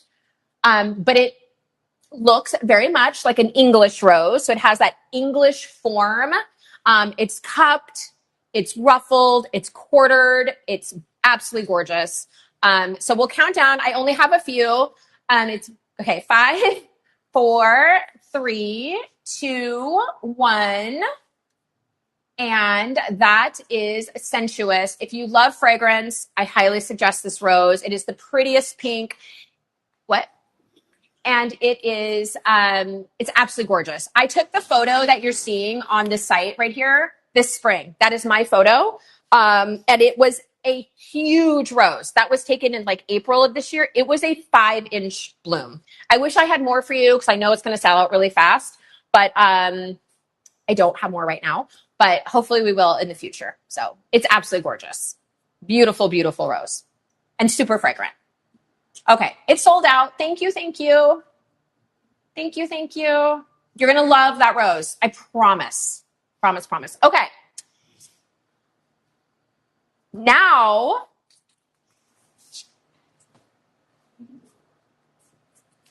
are we doing Olivia? Okay. Okay. Want me to do Coco? Okay.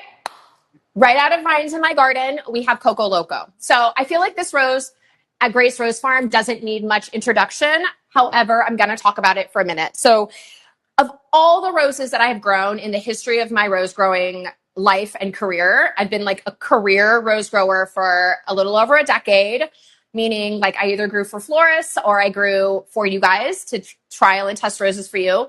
Before that, I grew for myself, obviously. So Coco Loco, bred by Christian Bedard, is what I believe Christian's biggest commercial success as of yet. It is such an incredible rose. And this rose and Distant Drums, so there were 2 roses that Ryan and I grew in equally large quantities. And at any given time, Fermin, who you all know and love, would cut from our Coco Loco plants. We had about 2,000 to 2,500 in production at our farm. So 2,000 to 2,500 Coco Loco plants. At any given time, any given day, he was cutting thousands of stems. And we never had enough for florists. It was one of those roses that like we grew in such large quantities, but we still never had enough for florists. It is the perfect, absolute perfect nude color. Now, I will tell you about the color of this rose. In the spring and the fall, it is considered a coffee color. So it has more of that like coffee tone, that like mocha latte cafe tone. And in the summer, it can go more mauve-y. The purple in it can come out more, the lilac-y color, the mauve color. So it will change color. It's definitely a chameleon. And that is like the case for all of the coffee colored roses, whether it's Julia's Rose or Coco Loco or spiced coffee. So we have a nice amount of these. These are straight out of my garden. There's a reel like on our Instagram that got a lot of hits last year that we filmed and I sent to Nick and he posted, and it was of my Coco Loco plants. And so you're getting the actual plants that were like in that reel. So are we ready for Coco? Oh, reminder to use Shop Pay and set up your shop for easy checkout. So just a reminder for that again. Then you can just click the purple button. Okay, ready for Coco? Okay, so Coco Loco from my garden. Ready? 5, 4, 3, 2, 1. And I truly love this rose. I could talk about this rose all day long. Ryan and I have grown this rose in the thousands. If you remember, if you've been around for a while, I'm talking to you, Diane, and some of you that have been around for a long time, you know that Fermin would literally bring in thousands of stems a week into our cooler of Coco Loco. Like at least, I don't know, 7,000, 8,000 stems a week. It's such a good bloomer. I love it. Morgan is texting me right now. I miss your Coco Locos.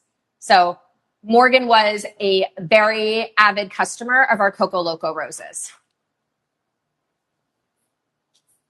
And that's Coco. All right. Crimty Kendi wants to know, and she misses our distant drums as well. I'm sorry, Morgan. Crimty Kendi wants to know how old my Olivia roses are, and I'm about to tell you. So I'll tell you in just a sec. All right. So our Olivia Rose Austin roses. Oh boy. Okay. She's a chunky one. She is chunky. I don't know if you can see down here. She's getting very woody. So our Olivia roses came to us 3 years ago.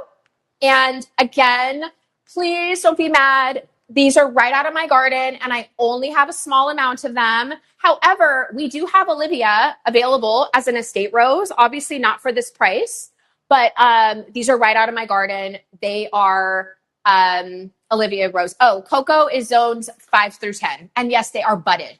Coco Loco is one of those roses. Let me just tell you one thing about Coco, even though it's sold out. Some of you have told me in the past that your Coco Locos have died, right? Or they died back. And I'm like, were they own root or were they budded?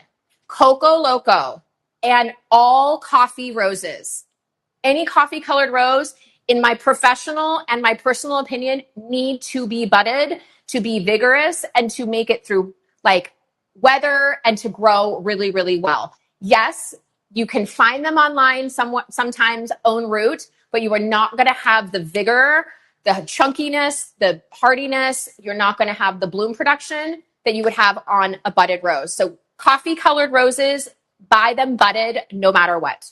All right, Coco Loco is sold out. So just my 2 cents on Coco and all the coffee colored roses. Okay, on to Olivia. This is, I think, like one of David Austin's most coveted roses. Ryan and I started growing this rose in 2016 in front of our little kitchenette window or little dining room, had octagonal like window. Remember in front of our house? Yeah, that window. We started growing Olivia there when she like first came out. She was only a year or two old at the time. Those plants are long gone. We left them with the house when we moved out of that house, but that was 4 houses ago. However, we have our Olivia roses here in these giant estate pots. Look at how big this plant is. She is gorgeous. She is huge.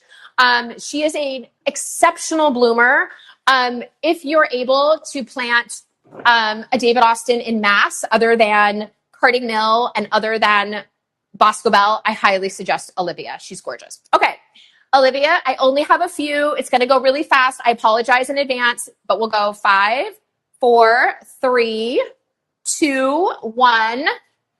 And that's Olivia. Look at her form. Oh my gosh. She is so precious. Absolutely gorgeous. Look at her she has the little nose hairs. Here, Ryan, show them. The little nose hairs. You know what she looks like? She looks like Charity in the garden, though. She reminds me so much of Charity. Okay. It is hot in here, girls, today. I am sorry, but I got to pull my hair back.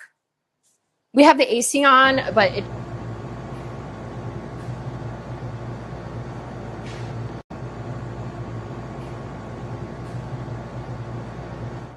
Straight out of our garden, you can see you're going to get a big plant with her. Big, big, big girl. Okay. The next one, I think, is another one that we have very small quantities of, and I apologize again in advance, but we have more roses in the show that we have large quantities, so it's a mix. Like I said, it's going to be a mix of high and low quantities. All right, this is Unforgettable. You guys remember we grew this rose for a couple of years as a Grace Rose Farm exclusive, and we are no longer offering it as a Grace Rose Farm exclusive. It's a rose that we have taken completely out of production at Grace Rose Farm.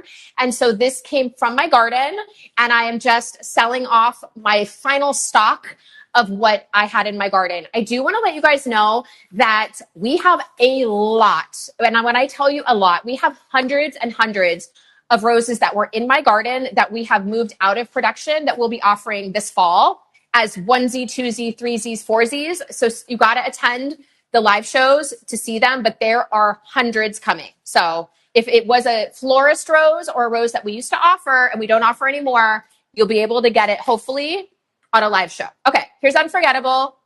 Ready? Okay, 5, 4, 3, 2, 1, and we only have a couple of these. Very limited. I'm sorry, but I'm not sorry because I'm glad I'm being able to give them to at least a couple of you. So, but stay tuned all through the fall because we have so many retired florist roses directly out of my garden for you. So many, so many. Okay, ready? And I'm sure it's sold out. Thank you, everyone. Remember, just keep tuning in to the live shows for these retired, sold out florist roses from my garden. They are all coming little by little every week. Okay, we have another $1 rose. Another $1. No, this isn't the $1 one. What? Yeah, I thought you put the lights on. Oh, okay. I thought the lights went on, so I was like, that's weird. Okay. This is I feel like I should have Jenny up here to talk about this rose because she's passionate about this rose. She's like, no. She's behind the scenes. Okay. She doesn't want to be on camera today. All right. So this is Silk Garment. And the first thing I'm going to show you about this rose is that I can run my fingers all the way down it and not get pricked. So this is a Chinese climbing rose, and it is so incredibly beautiful. I don't have any blooms on mine right now, which makes me so sad. But the photos of this rose on the website are from my garden. And this is a Gracie secret garden rose. So it's directly out of my garden, propagated from my garden. So the mother plants are at the nursery and we propagated these roses right out of our garden. And Jenny is going to pin it. It is on sale for $49. And you get a rose that is about 16 months old. All of our Silk Garment roses have at least one really tall, long cane, and then 2 or 3 more. You can see this one here. Brian, do you want to show them this plant really fast? Show them this new break that's coming up, this brand new cane from the bottom there. So this is a very, very vigorous Chinese rose. Also, it is a climber. However, let me just preface this by telling you that I did not grow it as a climber. I grew them as shrubs, big shrubs. So you don't necessarily have to have an arch or an obelisk for this one. It's just fine being grown as a large hedge. Not to worry. It throws long canes because it's a climber. So you can always peg those canes down with a landscape staple and get more blooms to come out, or more stems and more blooms to come out of those nodes at the leaflets. So it's an incredible Chinese rose. We're so happy to be able to have it. We have limited quantities left for the rest of the year, not too many. And then once it's sold out, we will put it back into propagation for next year, hopefully. But we have just maybe 20 or fewer left for this year. And it's a really, really pretty one. And ours are over a year old, own root, fully California grown, and they are propagated from my plants, from my garden. If you've been to my ranch, you remember where my Chinese, Japanese garden and oddball weirdos were over there by Ryan's vegetable garden on the side of the street. That's where these plants lived. And that's where they were propagated from. They now live at the nursery in giant containers because we're using them as props. So that's Silk Garment. She's a beauty. And yeah. All right. We have a rose that you guys were asking for. I saw in the comments last week that you were asking for Veranda Lavender. And these are straight out of my garden. You can see how chunky and thick this plant is. They are huge. So this is Veranda Lavender. She is an incredible, she's incredible patio rose or in the garden rose. So she can be grown in a container. She is a smaller rose, but she blooms in beautiful sprays. I feel like you can't even see because she's so tall. Let me move her back a little bit. Wow. You can't even see how gorgeous all these blooms are at the top. Here she is. Okay. Let's see. Look at how pretty she is. She's so pretty. And she's heavy. So it's a straight out of my garden. We just have a few available from my garden. And so are you ready? Okay.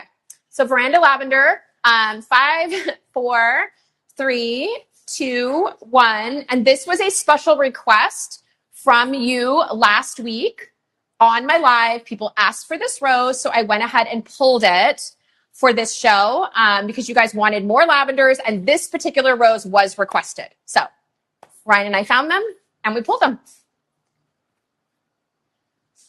All right. Another one straight out of my garden, and we have nice quantities, I think. I don't remember how many I counted, but there were quite a few. And if we didn't find them all yet, we will find more because I know that I grew a lot of this rose. This is Sweet Mademoiselle from Mayond. Incredible Mayond rose. Heidi's really passionate about this rose. I should have left her on for this one.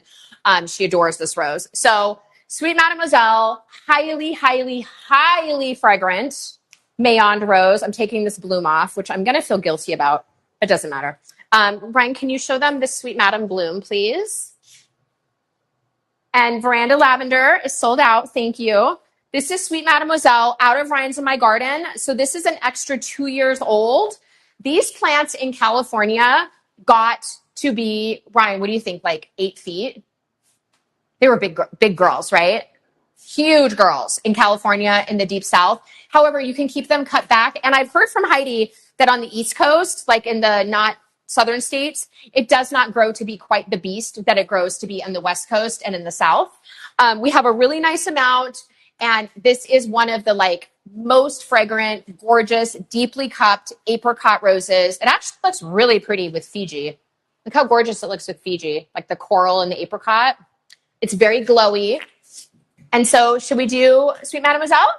Okay. So Sweet Mademoiselle, 5, 4, 3, 2, 1. There she is. Oh, Maui Sunrise sold out. Brad's going to be so happy. You guys are always so supportive of Brad, and we are so thankful for that. We are going to grow so many more Brad's roses for you, and it's such a good sign that like his roses are selling out. That way we can. It's sold out. Okay, Sweet Mademoiselle sold out. Thank you. We may find some more. I know that I had quite a few in my garden. I had about 40 in my garden. So if we find more, we'll let you know, and we'll have them on a future show. All right. Here's another one. Oh my gosh, she's a beast. A beast. All right. So it's been no secret that of all the cream roses, this is my favorite cream rose, and it's Classic Woman. Ryan and I grew this rose for florists. It is an incredible florist rose, but it's also a garden rose. So it's one of those incredible hybrids that performs in the greenhouse as a cut rose for greenhouse growing, but it also performs in the garden. Now, if you're thinking it's anything like Classic, so it's actually a sport or in the family of Yves Piaget, and it's called Cream Piaget in France and in Europe. But here in the United States, they called it Classic Woman. And Classic Woman is actually no longer grown in large quantities. So the only way that we continue to have Classic Woman available for you is through custom propagation through our Better Bare Root grower. So we're really fortunate that we move so many Classic Woman that they'll continue to grow it for us. So we will have more Classic Woman in future years for you. And I think we'll be one of the only sources online to be able to offer this rose, which doesn't make me angry at all because I love it so much. It makes me happy. I adore this rose, and I'm so glad it's not going anywhere for us. So Classic Woman, directly out of my garden. You can see it's a beast, big, chunky, giant plant. Oh my gosh, so big. Long stems. It's one of my favorites. So Jenny is going to go ahead and pin it. We have a nice amount. I'll keep talking about it, but 5, 4, 3, 2, 1. And this is Classic Woman. It is one of the very, very best. So gorgeous. I love this rose. Amazing cut flower. It is my all-time favorite cream rose. It's a Mayond. Now, don't buy it for fragrance. Like I said earlier, top cream, extraordinarily fragrant. This rose, not so fragrant. It did not get Yves Piaget's fragrance. It's like, this rose to me is like a clean linen fragrance. It doesn't have that deep, deep Yves Piaget fragrance. However, it is related to Yves Piaget. So this is a big girl right here. I'm sure they're sold out. If not yet, they'll be sold out in a second. But we had a really nice amount for you, and we might have it back as we find more in our collection at the nursery. So that's Classic Woman. You guys know I love her. One of my all-time favorites. All right. Oh, we have a $1 rose. Yay. Yay, yay, yay. Okay. I picked out the $1 roses this week, guys. Oh, Kyla got Sweet Mademoiselle and Classic Woman. Congrats. Congrats, congrats. All right. Is Classic Woman sold out? Oh, only 2 left of Classic Woman. Only 2 left. And remember, these came out of my garden, so they're a little bit older, a little bit more mature. And we do intend to continue to have Classic Woman for you, which is a great honor that our Better Bare Root Grower and Star Roses and Plants will continue to let us sell it and offer it. So, yay. All right, I need a drink. All right, we have a $1 rose, another one. Here it is. I picked these out myself. She's a nice size rose. Oh my gosh. All right, Own Root. This is Belinda's Dream. Classic Woman is sold out. Thank you. Okay, Belinda's Dream. I've talked about this rose on so many lives, whether it's been a bare root live, a potted live. This is a rose that when all the other roses in the garden quit in the summer and they're like, we're done blooming. It's 100 degrees. It's 100% humidity. I don't want to bloom anymore. This rose will still bloom. So it is an older rose. It is a shrub rose. This is Belinda's Dream. So it is the pink version of Belinda's Blush. Belinda's Dream is a thornless rose, pretty much like very, very few thorns. Like I see a couple down here, but mostly at the top of the plant. It's like pretty much a thornless rose. It makes incredible bouquets. When you see the photo of this rose that Jenny's going to pin, like that is one bouquet from me. So we have a nice amount for $1. So we're going to go ahead and count down 5, 4, 3, 2, 1. This is a really nice own root plant. A year and change old, by the way. This is about 17, 18 months old. 16 to 18 months old. Nice little own root plant. And she's a very fast grower too, by the way. And own root.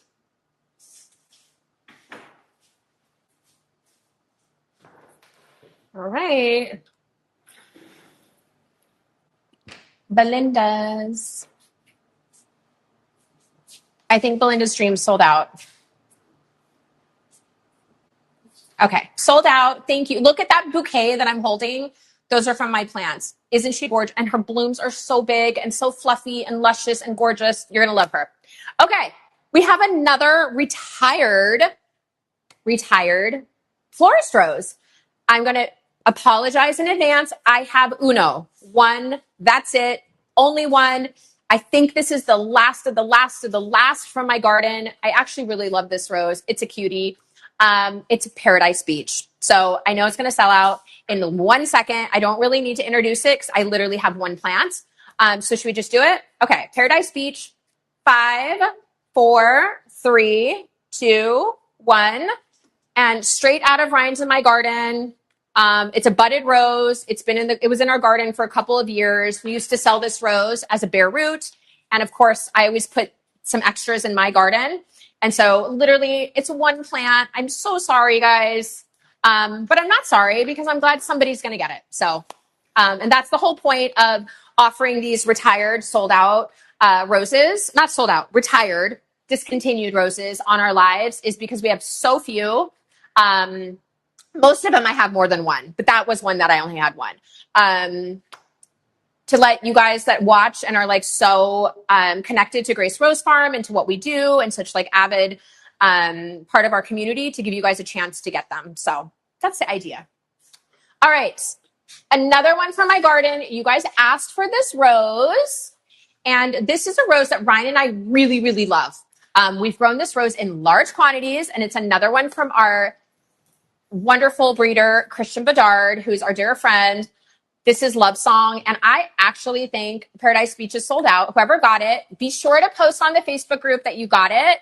I want everybody to know that like these roses really exist. People are getting them. So be sure to post on the Facebook group, our group, Growing Roses with Grace Rose Farm, what you were able to score. That way we can congratulate you. We can follow up with you to see them in your garden. So, okay. Love Song. So Love Song is a rose from Christian Bedard. And I think that Love Song and Coco are like right up there with All Dressed Up as like some of his absolute best roses that he's ever bred. Love Song is one that Ryan and I grew for florists. Ryan, do you have any lovely things to say about Love Song? You love this rose. You love it. I know you do. Actually, you know what? Let's just do something really fast. Pull that picture off the wall. I want to show them. We don't have many, but hold the picture up. That's me in that field of Love Song. So we were featured in Martha Stewart Living several years ago. And this picture right here, move it over a tiny bit there. That's me right there. And that is a sea of Love Song that I'm harvesting. So that is at our old farm in Santa Ynez, Los Olivos, and that is Love Song. The picture is faded because it's been in our barn with like no good lighting, but that is Love Song. So you can see how prolific, how much it blooms.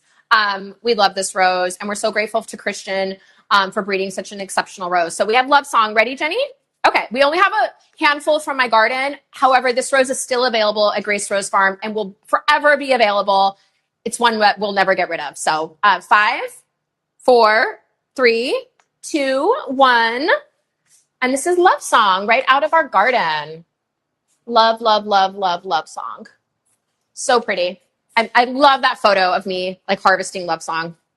It's a great one. Oh boy. Another big one.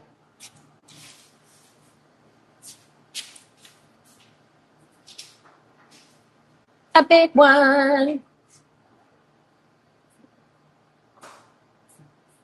Okay. Ready? Ready, Jenny? Okay. Another rose that I'm really passionate about. And you guys notice I don't use the word obsessed. I'm like so over that word. Like a lot of creators use that word all the time. I'm so obsessed. Okay. I am obsessed with this rose, but I'm not going to say that. Okay. This is Tournament of Roses, and Love Song is sold out. Thank you so much. I truly adore that rose. And I am going to get Christian Bedard on a future Facebook Live. So help me. I'm going to do it. He wants to come on, but he's a really busy man. He's in high demand. All right. This is Tournament of Roses. This is a rose that we actually sourced from Canada. It is grown on Multiflora. If you are a Multiflora fan, here you go. Let me pull her down because she's so tall. She's a grandie. She might be classified as a hybrid tea, but I feel like she's a grandie. Look at these sprays. This is one spray. Okay, let's count the blooms. So the terminal bloom has already like bloomed out. So we're going to pull her off. These are all side shoot blooms. So we all know the difference between the terminal. The terminal bloom is the one that comes up the middle. The side shoots are around the side. Okay, let's count. 1, 2, 3, 4, 5, 6, 7, 8, 9, 10 blooms on Tournament of Roses in one spray. Over here, same thing. 1, 2, 3, 4, 5, 6, 7, 8, 9, and a bud coming in. And the terminal bloom is right there, right there. This is an incredibly floriferous rose. I love Tournament of Roses. It's the most beautiful coral color.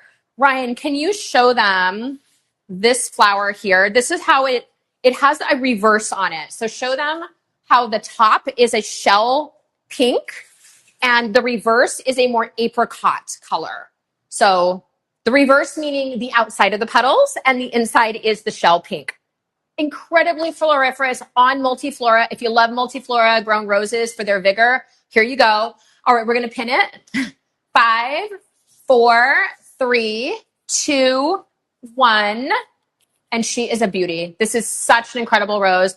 Not the most fragrant rose ever, but it has a nice fragrance. Here, Ryan, tell us what this smells like. It's nice and clean, right? Fresh grass. Yeah. And the picture you're looking at here of Tournament of Roses from my garden, those are all cut from my garden, photographed by Jenny last summer. absolutely gorgeous. This rose loves to bloom, loves to bloom. And here it is, like late July. And look at these sprays. Not many roses are putting off sprays like this in late July, in like near triple digit numbers, but Tournament of Rose it is. That tells you, because of the time of year it is, like all roses are going to spray, like grow in sprays, bloom in sprays in the spring, right? Like it's spring, they've been dormant all winter, no big deal, right? But to be blooming like this in the summer in a huge spray means it's a great rose. Okay, it's sold out. Thank you, thank you. On to the next. Okay, so the next one is a rose that I actually have grown for quite some time, and we grew it for florists. So Ryan and I used to grow this rose for florists up at our old ranch up in Central California in Los Olivos, and it went by the name of Miranda Lambert. Now it goes by the name of Legend of Rossi, and I feel like they're also changing the name again to something else. I don't know what's up with that, other than like the license ran out for the Miranda Lambert name, but you will see how incredibly chunky this rose is. Oh my gosh. Huge, huge canes. The canes are like thicker, like wider than a quarter. Big. Miranda Lambert, what? Yeah, do we have any nice flowers? These aren't like the best look. Oh, here. Yeah, this one's pretty. If they're a little lighter than they usually are, they're typically a little bit darker in color, just FYI, but it's been really hot. So Miranda Lambert, or Legend of Rossi, whatever we want to call it, is a very fragrant rose. Fermin used to love harvesting this rose for florists because it's so fragrant. If you grow this rose, you know that. She's really, really pretty, beautiful fragrance, deep cups.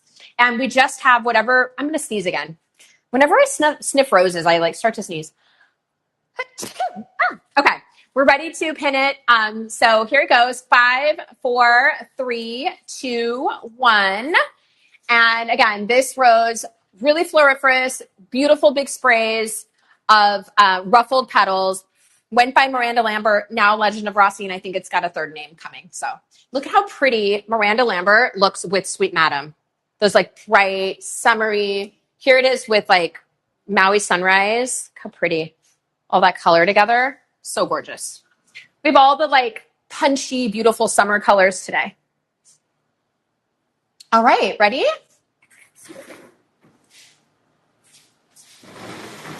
No. They are big and beautiful, right, Sharon? So pretty. Okay. Another one from our garden. So the other couple of roses that Ryan and I have grown in very large quantities, besides Coco Loco and Distant Drums, are Princess Charlene de Monaco and Frances Mayond. Uh-oh. They're not seeing it? Uh-oh. Okay, hold on for 1 second. I only see Tournament of Roses. Uh-oh. Okay. Should we wait a second? Okay. I'll just talk about this rose until, okay, yeah. They're working, Sharon, Sabrina, Jennifer, Carlexis, Trisha, they're working on getting the pin fixed with the tech company.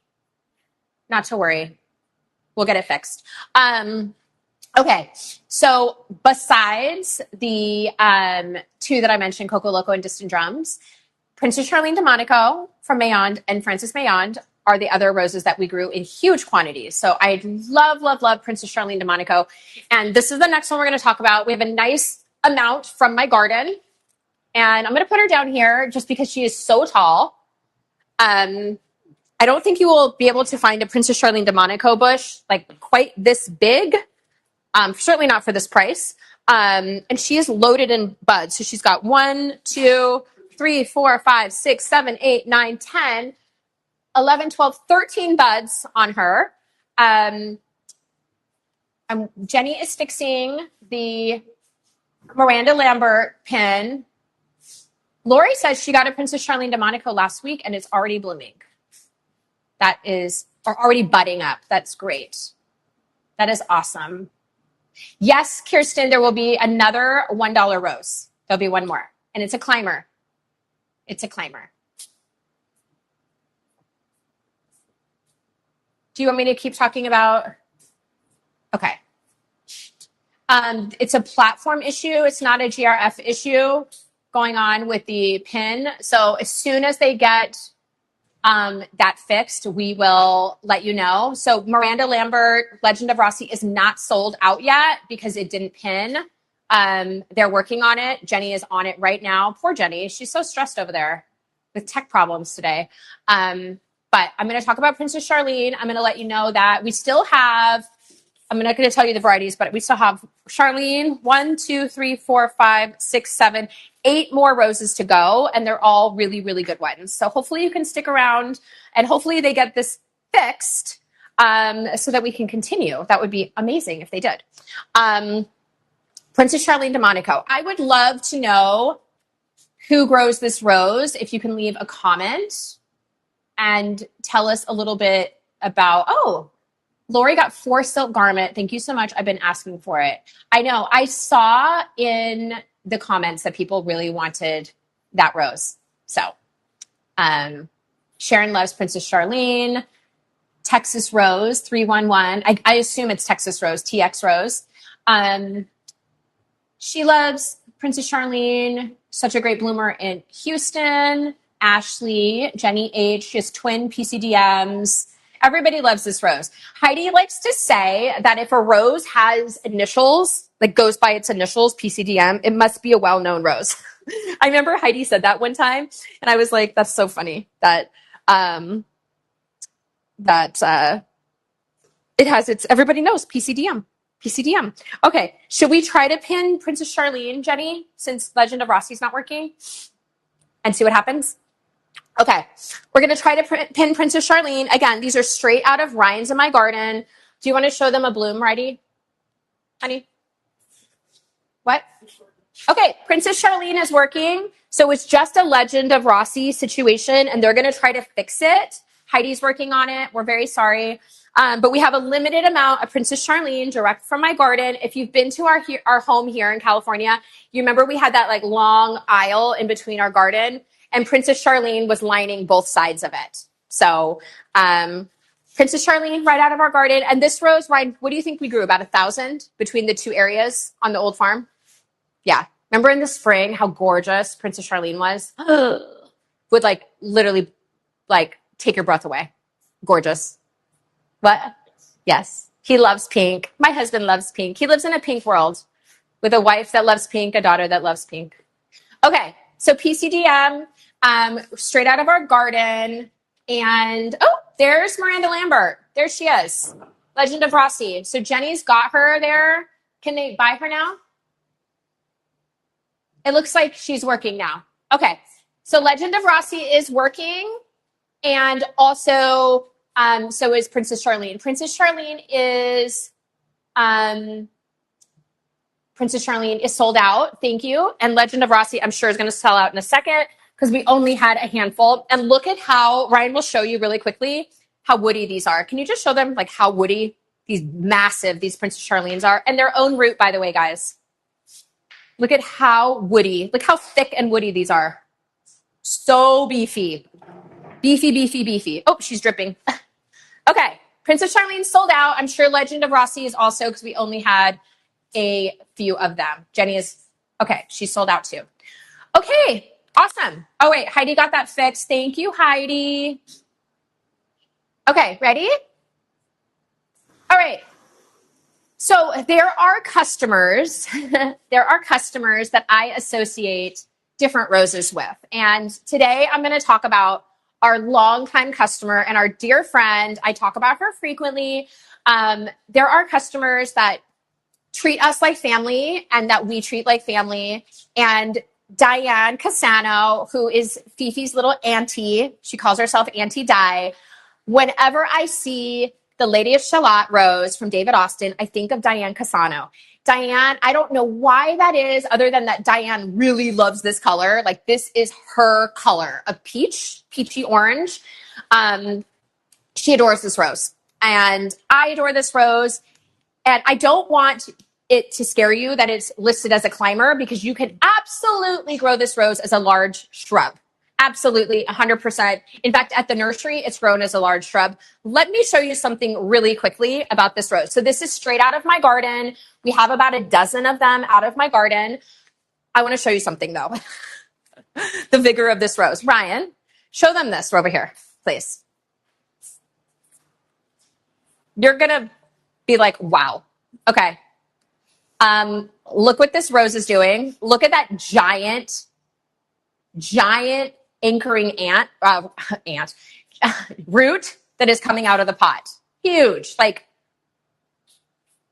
thick, very vigorous rose. So this is the Lady of Shalott rose. I always think of Diane Cassano. She's a beautiful shrub. You can also grow her on an obelisk or as a short climber, but you don't need to. She passes for a shrub just fine. So I think we'll pin her.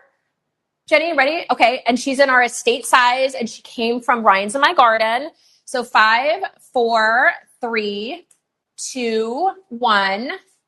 And for me, this is the Diane Cassano rose. I always think about it. So I always think about her when I think about this rose for some reason. She loves this rose. She loves this color. It's growing gangbusters. Yes.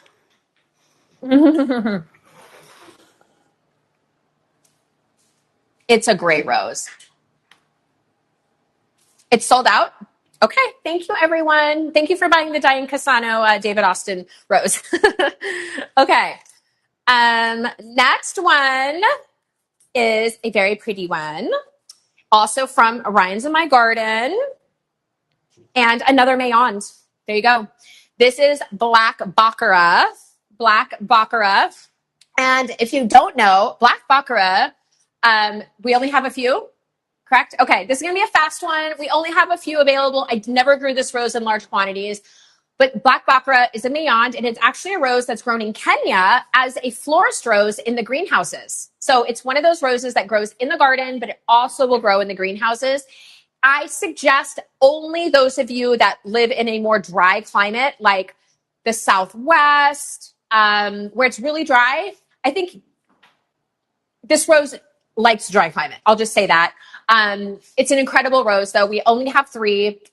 If you are in a moisture climate, you would need to provide it with disease prevention.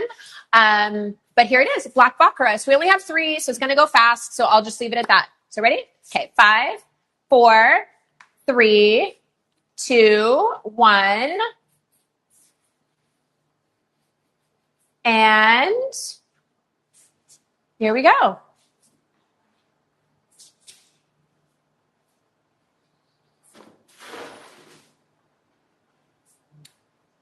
And another Mayond. All right, here it is, another Mayond. Favorite color as well. Yes, it is your favorite color. Okay, it's sold out. And Emily Tillotson, yes, you have an incredible Lady of Shalott. Yes, you shared photos with me, like I think last year or the year before. Her Lady of Shalott, and she lives up in Indiana, so she's a long winter, a really gross winter, cold. Her plant does amazing. I think she's in 5 or 6 up there in Indiana. Hers does amazing. Okay, Stiletto. All right, again, another one from my garden, and like, look at the wood on this plant. This is a budded rose, so Stiletto is only grown by our Better Bare Root grower as a budded rose. This thing is chunky. Chunky. We have a nice amount, yeah? Decent? Okay, Jenny's like, I don't know. Okay, we have a decent amount straight out of my garden. So Stiletto is a Mayond that is, it's in France, it's called Belle Reeves. So if you see on the Mayond website, oh, I really want Belle Reeves. They don't have that in the United States. We do. It just goes under the name Stiletto in the United States. I wish it was called Belle Reeves. I think that's so pretty. Anyway, look at these sprays on Stiletto up here. I'll pull her down for a second. These sprays, she's gorgeous. She makes an amazing cut flower. Now, she is not incredibly fragrant, but she is an amazing cut flower. She holds her color. She is just one of those roses that is like an incredible bloomer. In fact, our Better Bare Root grower, the wife of our Better Bare Root grower, this is her favorite rose of all the thousands of roses that she's grown. So are we ready? Okay. So stiletto, 5, 4, 3, 2, 1. And that's stiletto. We do not have very many out of my garden. However, this is a rose that we will continue to offer for a very long time. I want to remind everyone that these are final sale roses. So there are a couple people that said that they bought the wrong variety for their zone. And so we're working with them, but just be cautious. They are final sale. Otherwise, we'd have to put back online, like on the show, one plant if somebody wants to return one plant, and then you guys would be frustrated because we'd only have one available. So this is stiletto. Is it sold out? I think so. Okay. All right. Such a pretty rose. So pretty. All right. Okay, speaking of another Mayond, so every single time I go back to the nursery to pull plants for another show, and I know this is what our third show or fourth show? Third? Okay, third show. We've had Frances Mayond on every show so far, quite simply because I've grown a lot of Frances Mayond, and Heidi was also able to get us that incredible deal on the 2-gallon Frances Mayonds. But we found a couple more Frances Mayond in my huge stockpile of plants. And this beast over here is so woody. He is very woody. This is a budded rose, Mayond. I only have a couple. I might have more next week. The tricky thing is when Ryan and I are pulling roses for the sale, most of our roses are labeled. Not all of them are labeled. They're kind of grouped together, but sometimes they're blooming, sometimes they're not. And so, like, this rose wasn't blooming 2 weeks ago, so I didn't see it to pull it. But now, of course, it is blooming. And so we pulled it for this show because we knew that it was true to what it said it was on the tag. So this is Frances. Should we do it? Okay. 5, 4, 3, 2, 1.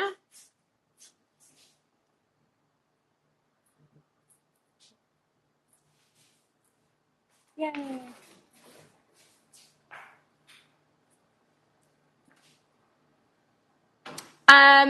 Phaeacia. So the shipping on the estate roses are, which is mostly what we're doing here, they all ship individually in their own box. Because of the size of these roses, we don't have a way to ship multiple plants in a box. We have tried that and it was not successful because they are very big plants, and so they would be too big and the box would bust. So they're all one plant per box. Our 1-gallon roses, like Silk Garment or the $1 roses, we can ship up to 4 in a box of those. So we have a box for single, a box for double, a box for triple, and a box for quad for 4 plants. So that's the story. But all of the larger roses, they ship 1 per box. Okay. Carolexis, that's exciting that you're getting your delivery. All right. Okay. We are getting to the end. Is stiletto gone? Looks like it. I think it is.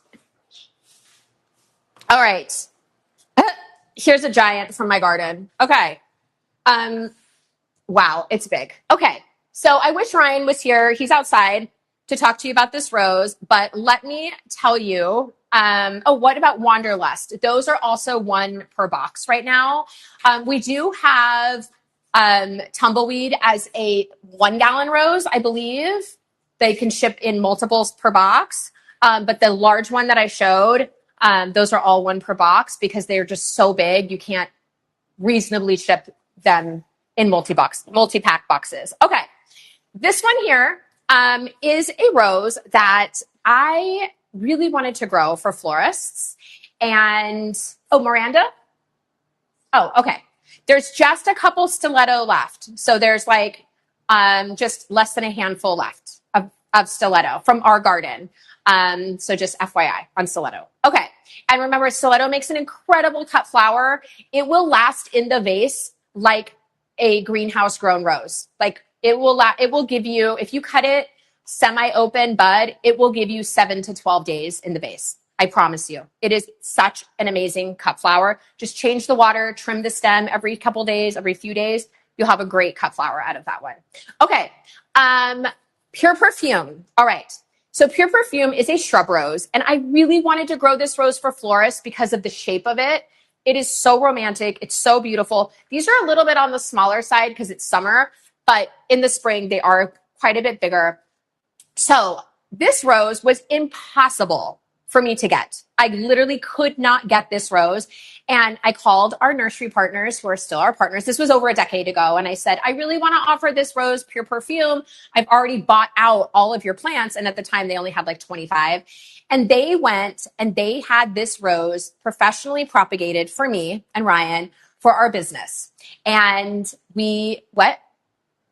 and they were tiny, tiny, little tiny babies. When we got them, I was so grateful. But we were planting in this massive, like 10-acre field, these little tiny, tiny plug babies. And they were our little baby Pure Perfumes. And those things, and they were own root, they took off so fast. Like the vigor of this rose. Remember how fast they grew, Ryan? Like they were full size, like huge bushy shrubs in one season. This rose for cut flowers you cannot compare another white rose for cut flowers to this one. So we'll count down. I'll keep talking about it because we have quite a few. So 5, 4, 3, 2, 1. This is Pure Perfume. I adore this rose. I will always grow this rose. I'm going to put this rose along a walkway at our new house. The fragrance of this rose is like, Ryan used to do tours at our old farm and he'd walk around with the tour groups, right? And we talked to people and they could not believe the fragrance on this rose. It is so intoxicating. It has a deep, like grapefruit, but also like beyond a grapefruit fragrance. It has this like just deep old rose fragrance. It's so pretty. Here, do you want to show them the bloom? How beautiful it is. It's such a pretty rose. I absolutely love it. And, that's what I was going to say, is these are special because these are some of the plants that were propagated for me and Ryan, professionally propagated for me and Ryan, like, I don't know, 8 years ago or something, a long time ago. And then the nursery ended up using like budwood from our plants to make more plants. So these are special to us. We've had this rose for a long time and we really, really love it. So it's a wonderful rose, absolutely wonderful rose. So Diane says she loves her GRF Pure Perfumes. Diane has a gorgeous white garden, a moon garden, and she has our Pure Perfumes in them. So fragrant, amazing cut flower. We grew this rose for florists and shipped it to every state all over the country in bunches of 12. It shipped amazing, incredible rose. So we had 2 really high performing white rose, actually 3, but Bolero is like a little bit more blushy. We had 3 really high performing white roses that we grew for florists when we were in the florist business. And this was the first one, Pure Perfume. Bolero was one, but I like to say Bolero was like a little bit more blushy, if you remember, The other one is Tranquility. And so that is the next rose we're going to show you after Pure Perfume. And these are also directly out of my garden. And you will not believe the size of these Tranquility roses that I'm about to show you. They are like, whoa, incredibly huge. Like, yeah. Okay, so Tranquility from DA. I'm just going to pull it down for a second so you can see the mass of this rose. This is a huge, huge, huge plant. Okay, so Ryan and I grew about 500 Tranquility roses from David Austin at our farm up in Santa Ynez. And then we're going to go ahead and pin it, and I'll keep talking so Jenny can pin it. And it's going to be live right now. So this rose from David Austin can either be grown as a like shorter climber, like on an obelisk, or as a shrub. We've only ever grown it as a shrub because we grew it for cut flowers. We also grew it here at our farm, obviously, because this plant is from our property, in really nice quantities. It is budded. These plants are budded. You can see how long the stems are on these. For me, used to cut like 20-inch stems on this rose. He also did that on Pure Perfume. That's another really good long stem white rose. This is a beautiful plant, huge. These are about 4 years old at this point because I had them for about 2 years in my garden, and they were 2-year-old bare roots. Obviously, like when we planted them, they were already 2 years old. So beautiful rose. I absolutely love it. It is a true white, true white. So it does not have yellow. These are a little not happy from the sun. Do you have another one out there? Oh, you don't? I thought you had a couple of them. Okay. Those got a little bit too much sun. You know, it's summer. But it is a true white. True white. So it doesn't have yellow in it. It doesn't have blush in it. It stays white. And that was always the hard thing for us. The florist would say, I have a bride that only wants true white. And we're like, oh my gosh, like most white roses, like look at Top Cream. Top Cream has blush in it. You can show them. Top Cream has blush in it. There's only 2 Pure Perfume left and only 4 Stiletto left. Just FYI. 2 Pure Perfume and 4 Stiletto. There are very few roses that are true whites.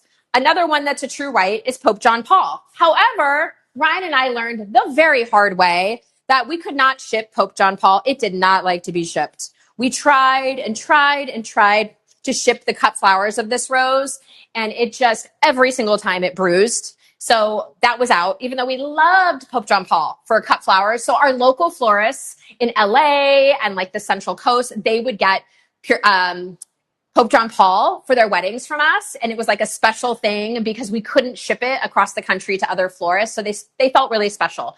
But Tranquility, we shipped to all of the states. It's an amazing cut flower, wonderful rose, and it blooms a lot. If you ever have a problem with this rose, like not blooming as much as you might want it to, remember it has these long canes, really long canes, like so many of the David Austins do.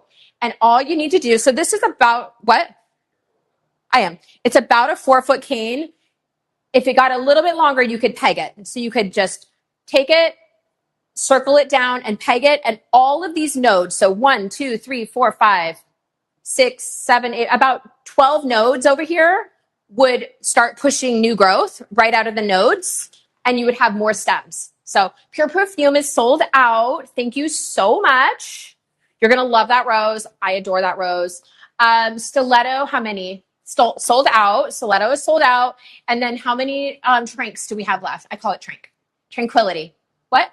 We have under 10 left on Tranquility from Ryan's in my garden. So these are directly out of our garden. We cut these just last year for bouquets. So, and that bouquet there, the photo of that one was taken back when we cut for florists. That's an old photo. That's a handful in front of our shiplap inside of our old barn. So I remember that. I remember the day I took that photo. Look how pure white they are. Only 7 left on Tranquility from our garden. Just FYI. All right. What? Only 5 left. Okay. 5 left, Jenny says. All right. Are we down to our last rose? Okay. I want to let you know before we do our last rose here that we have left. So Tiamo sold out, and Maui Sunrise, we still have a few Julie Andrews, and we have a few Ginger Snap. We're getting low on the 2-gallon David Austin Munstead Woods. So just click on the tag on the picture of them and you can shop them while we're still live on the air. And they're all buy now, ship now, just so you know. And then we have a few more Pink Tumbleweed and a few more Bosco Bell. So at this price. And then will the price for those go back up after the show, Jenny? On Munstead Wood and Bosco Bell? We think so. So, okay. Last rose. And this is our dollar rose. And it is Eden. I had to do Eden again. I know we did Eden last week. Ryan, can you run out on my climber and get me a couple Eden blooms. So we have Eden here at our house, of course. You know, you guys know it is my all-time favorite climbing rose. I have it on the front of my house, 6 plants on the front of my house, and about 40 to 50 plants on the front of my barn. Thank you for Tranquility. It sold out. We are digging up our Eden roses and taking them with us, not the ones on the front of my house, but the ones on the front of my barn. We're taking them with us. So that's a project for some time in the next, 2 weeks. We'll see. We're not going to take them all, actually. I don't think I have room for all 50 at my new house. So what we'll probably end up doing is putting some of my Edens, like maybe I'll only take a dozen, and the rest of them I'll put in estate cans, and we'll offer on a future live show in 6 to 8 weeks. We need to just get them rooted, and then we can offer them. Do you want to just show them? Yeah. So here's Eden. I feel like she doesn't really need an introduction, but this is fresh off of my climbers in front of my barn. This is before she kind of opens fully and fades out. And here she is as she's all faded out. And yeah, she's so pretty. And she's a sleeper. Oh, nice job. She's a sleeper of a cut rose. She's actually an incredible cut flower, but nobody sells her as a great cut rose. Everybody just thinks she's a great climber, but she's actually has a great base life. So she's from Mayond. I think that she's the greatest climbing rose of all time, personally, my opinion only. And here she is. So should we do the countdown? Okay, she's $1. 5, 4, 3, 2, 1. Cute little Edens. She's grown in California, fully grown in California by our by our nursery partners, and propagated by our plug grower here in California as well. Own root, grown entirely outdoors, so she's acclimated to the outside. And that's her, the little Eden. And I'm sure she's sold out. I'm sure she's gone. She's gone. Okay. What? Okay, we're going to go back really fast, give you guys like one last chance. What? No, thank you. Okay, can you move Eden? She sold out. Be sure, please, I wasn't asked to ask you this, but if you're able to get the roses on this show, and especially the $1 roses, please post to our Facebook group to let people know, to encourage them to keep trying. These roses really do exist. We're offering them in really nice quantities on the $1 roses. I think between our 3 shows now, we've offered well over 100 on the $1. So it's a lot of plants that we're doing at $1. So, okay, last chance. This is like last chance. Munstead Wood, 2 gallon from David Austin. This is a special program that we were able to get with David Austin and our nursery partners just for this year. This goes away at the end of the year or as soon as these sell out. I know we do not have hundreds and hundreds and hundreds. We have less than 100. We did. We started with less than 100. We still have some available. So if you have Munstead Wood in your cart, check out now because the price will go up after the live is over, or it will sell out because this is a very coveted David Austin rose. It is and it's a rose that has been hard to get, bare root, hard to get potted. It's just been one of those roses that's been like a little bit harder to get. So we're very lucky that we have it. Ryan, do you want to clip? Ryan, where are your clippers? Just show them really fast, this beautiful bloom. The purple clippers, where are those? Just cut this off. Watch your fingers. Yeah, just like a couple inches down. And then just show them the blooms, please. How gorgeous they are. And these are the side shoots, guys. These are not the center bloom. The center bloom has already bloomed out and somebody deadheaded it. These are the side shoot blooms. Look at how gorgeous. Side shoots. Not the center bloom. They're still huge and gorgeous. Okay, Munstead Wood. Top Cream. We have Top Cream left as an own root. Oh, Top Cream sold out? Oh. Okay, Bosco Bell. Okay, and Bosco Bell, also part of our 2 gallon David Austin program that will be expiring after this season. Where's my little Bosco Bell bloom? I have a whole pile of blooms over here. I wish you could see it. Bosco Bell, another really coveted, popular David Austin rose that we have just this small amount of the 2 gallons. They are 2-year-old bare root roses that were input into these smaller David Austin containers. 2 gallon, less soil mass.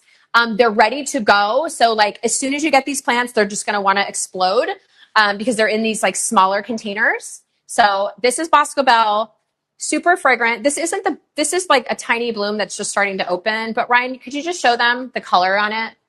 This is a little tiny bud. They're really actually huge flowers in real life. In the real life, that's what my daughter would say, for real life. Here it is. Gorgeous. We're looking at the color, not the form there, guys. Okay. And lastly, we have a few Earth Angel left.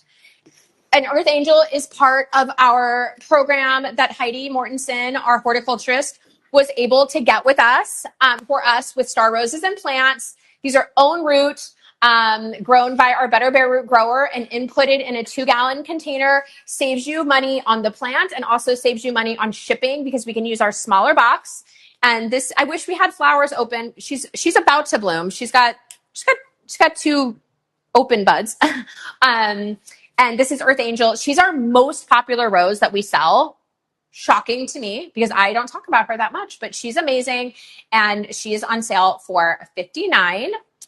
And again, thank you to Heidi and thank you to Star Roses and Plants for giving us such an incredible deal on these. And the last thing I'm going to just remind everyone is about our cuts. So we have the combo of our Juliet and our Constance bundle of 30 stems, 15 Juliet, 15 Constance mixed together, free shipping for $99. Buy now, ship now. We have Miyabi. Look at this head of Miyabi. OMG. Look at that. Huge. Gorgeous. This is my favorite. This is my favorite of all the Japanese roses. I love this rose. Adore this rose. Miyabi, 30 stems. You guys were asking for Miyabi for the show. So Jenny was able to secure it. Look at the heads on this. It's like unbelievable. And the form on this rose, look at the reverse is pink. So pretty. I can't wait to put these in my house right now. I get to keep the leftovers. Goody, goody. Okay. I'm going to send these home with Jenny though. This pink one. These are very her.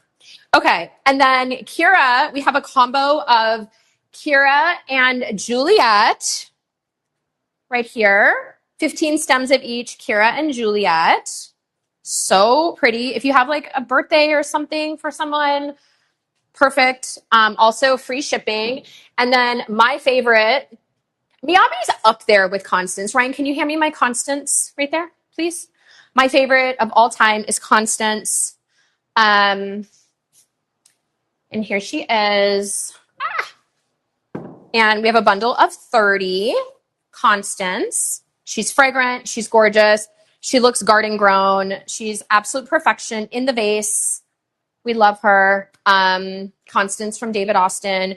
Always, as always, thank you to Alexander Farms and to David Austin for working with us. David Austin, we did both lots of bushes today and cuts. And I just want to say again, we talked about it last week, but it was such a big loss in the rose community to lose David so young and so early. I had the honor of meeting David several times in Europe, 3 times in Europe, one at their farm up where their nursery, and then twice at trade shows. And was a wonderful man. But it's so amazing that his 2 children are coming into the business, and they are going to do amazing things and continue his legacy and their grandfather's legacy, of course, as well. So we're always so honored that we get to be partners with David Austin to bring their amazing roses to you. So anything else for today? I don't think so.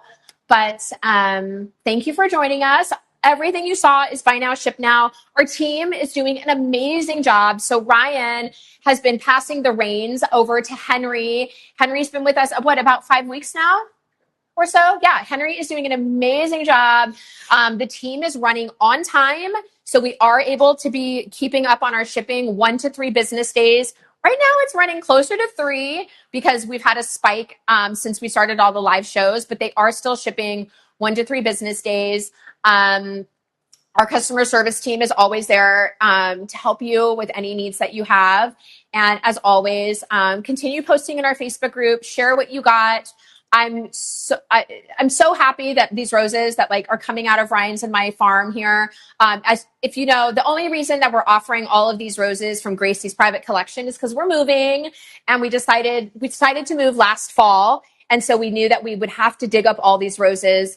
over the winter because an equestrian was definitely going to buy this farm, which is exactly what happened. An equestrian bought the farm and they want to turn all of the gardens back into horse pastures, which is amazing. In fact, the girl that bought the farm, she just won a huge tournament a couple of weeks ago. She's a really accomplished rider, English style. I think she's a hunter jumper or dressage. But she's going to be here, and the roses have left, and the roses are all going to your homes now. So it's really like full circle for us to be able to see all these plants that Fermin and Leo and Ryan and I have nurtured for the past 5 years since we've lived on this property go to new homes in your gardens. And then now Ryan and I are going to start a whole new garden at our new house, and we're moving in 3 weeks. Right, Ryan? Yes. Yeah. And Ryan and I are going to be vlogging, long form, short form. You're going to see medium form. You're going to see a lot of us and Serafina and our pets and our renovations and our gardens and our life and all the things. So we're so thankful for you. I wish I could get your comments right now so I could just keep talking to you, but the comments still are not working unless I refresh constantly. You're welcome, Beth. It really is truly like, full circle for me to be able to offer them. Is Stephen Rulo a budded rose? Yes, it is a budded rose. Yes, it is a budded rose. Maybe we'll put Stephen Rulo on the show next week. I have lots of stories about that rose. I'm sort of, kind of responsible for the volume of Stephen Rulo in this country right now. So I'll talk about Stephen Rulo. I got to meet Stephen Rulo himself, and I was one of the first growers to grow that rose in large quantities. We grew it for florists. So what was the reminder? I didn't see it. Oh, okay. Let me see. Thank you, Diane. Let me see if there's any other questions. Glass House Conservatory. Ooh, fancy. Sounds like a greenhouse. Belinda's blush on the next one. Okay, you know what? We actually have a ton of Belinda's blush, and I was going to pull it for this live today. However, I knew that I wanted to do Belinda's Dream for one of the $1 roses. So I will pull Belinda's blush for the next live next Thursday. Ryan, can you write that down? I know exactly where they are too. They're actually in huge masses out there. So we have a lot. We have like maybe 50. So we'll give you guys a lot of opportunity to get that one. And they're all from our garden.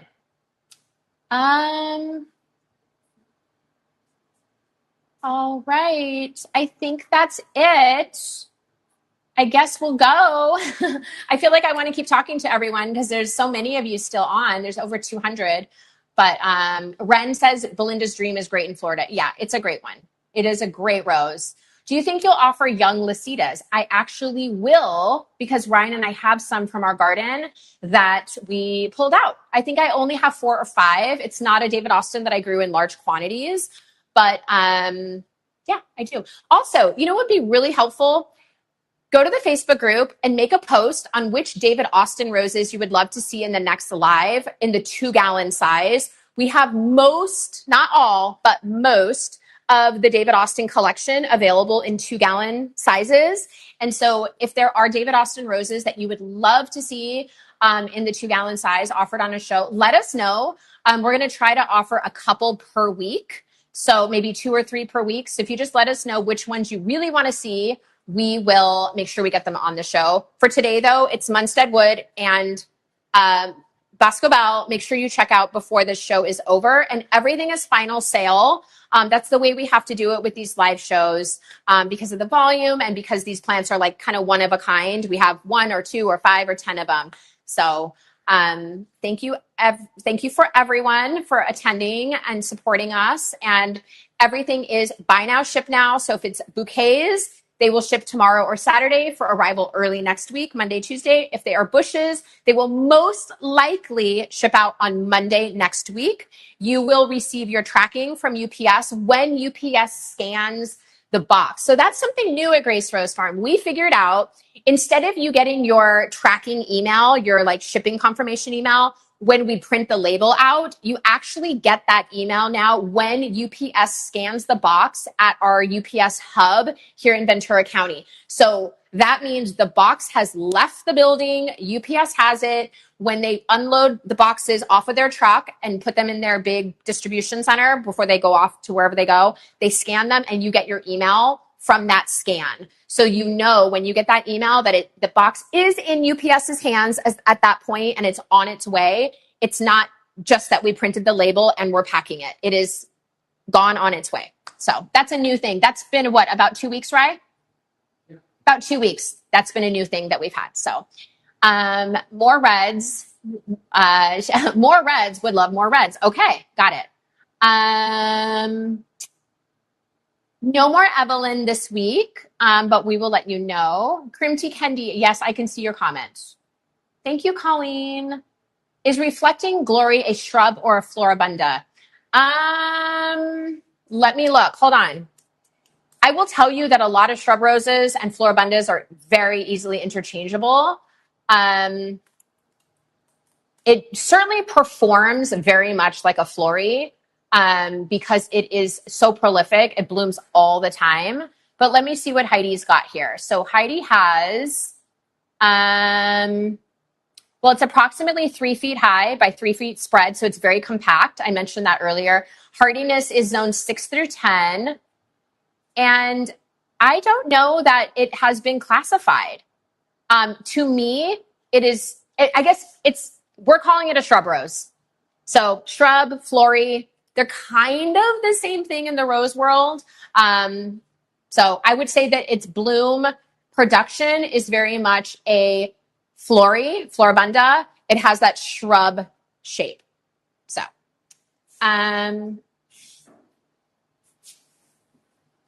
think that's it. All right, shall we go? Ryan and I are going to the county fair. He says no. What? Oh, okay. I thought we were going tonight. Okay. All right. Thank you so much for coming, and we'll see you next time. All right.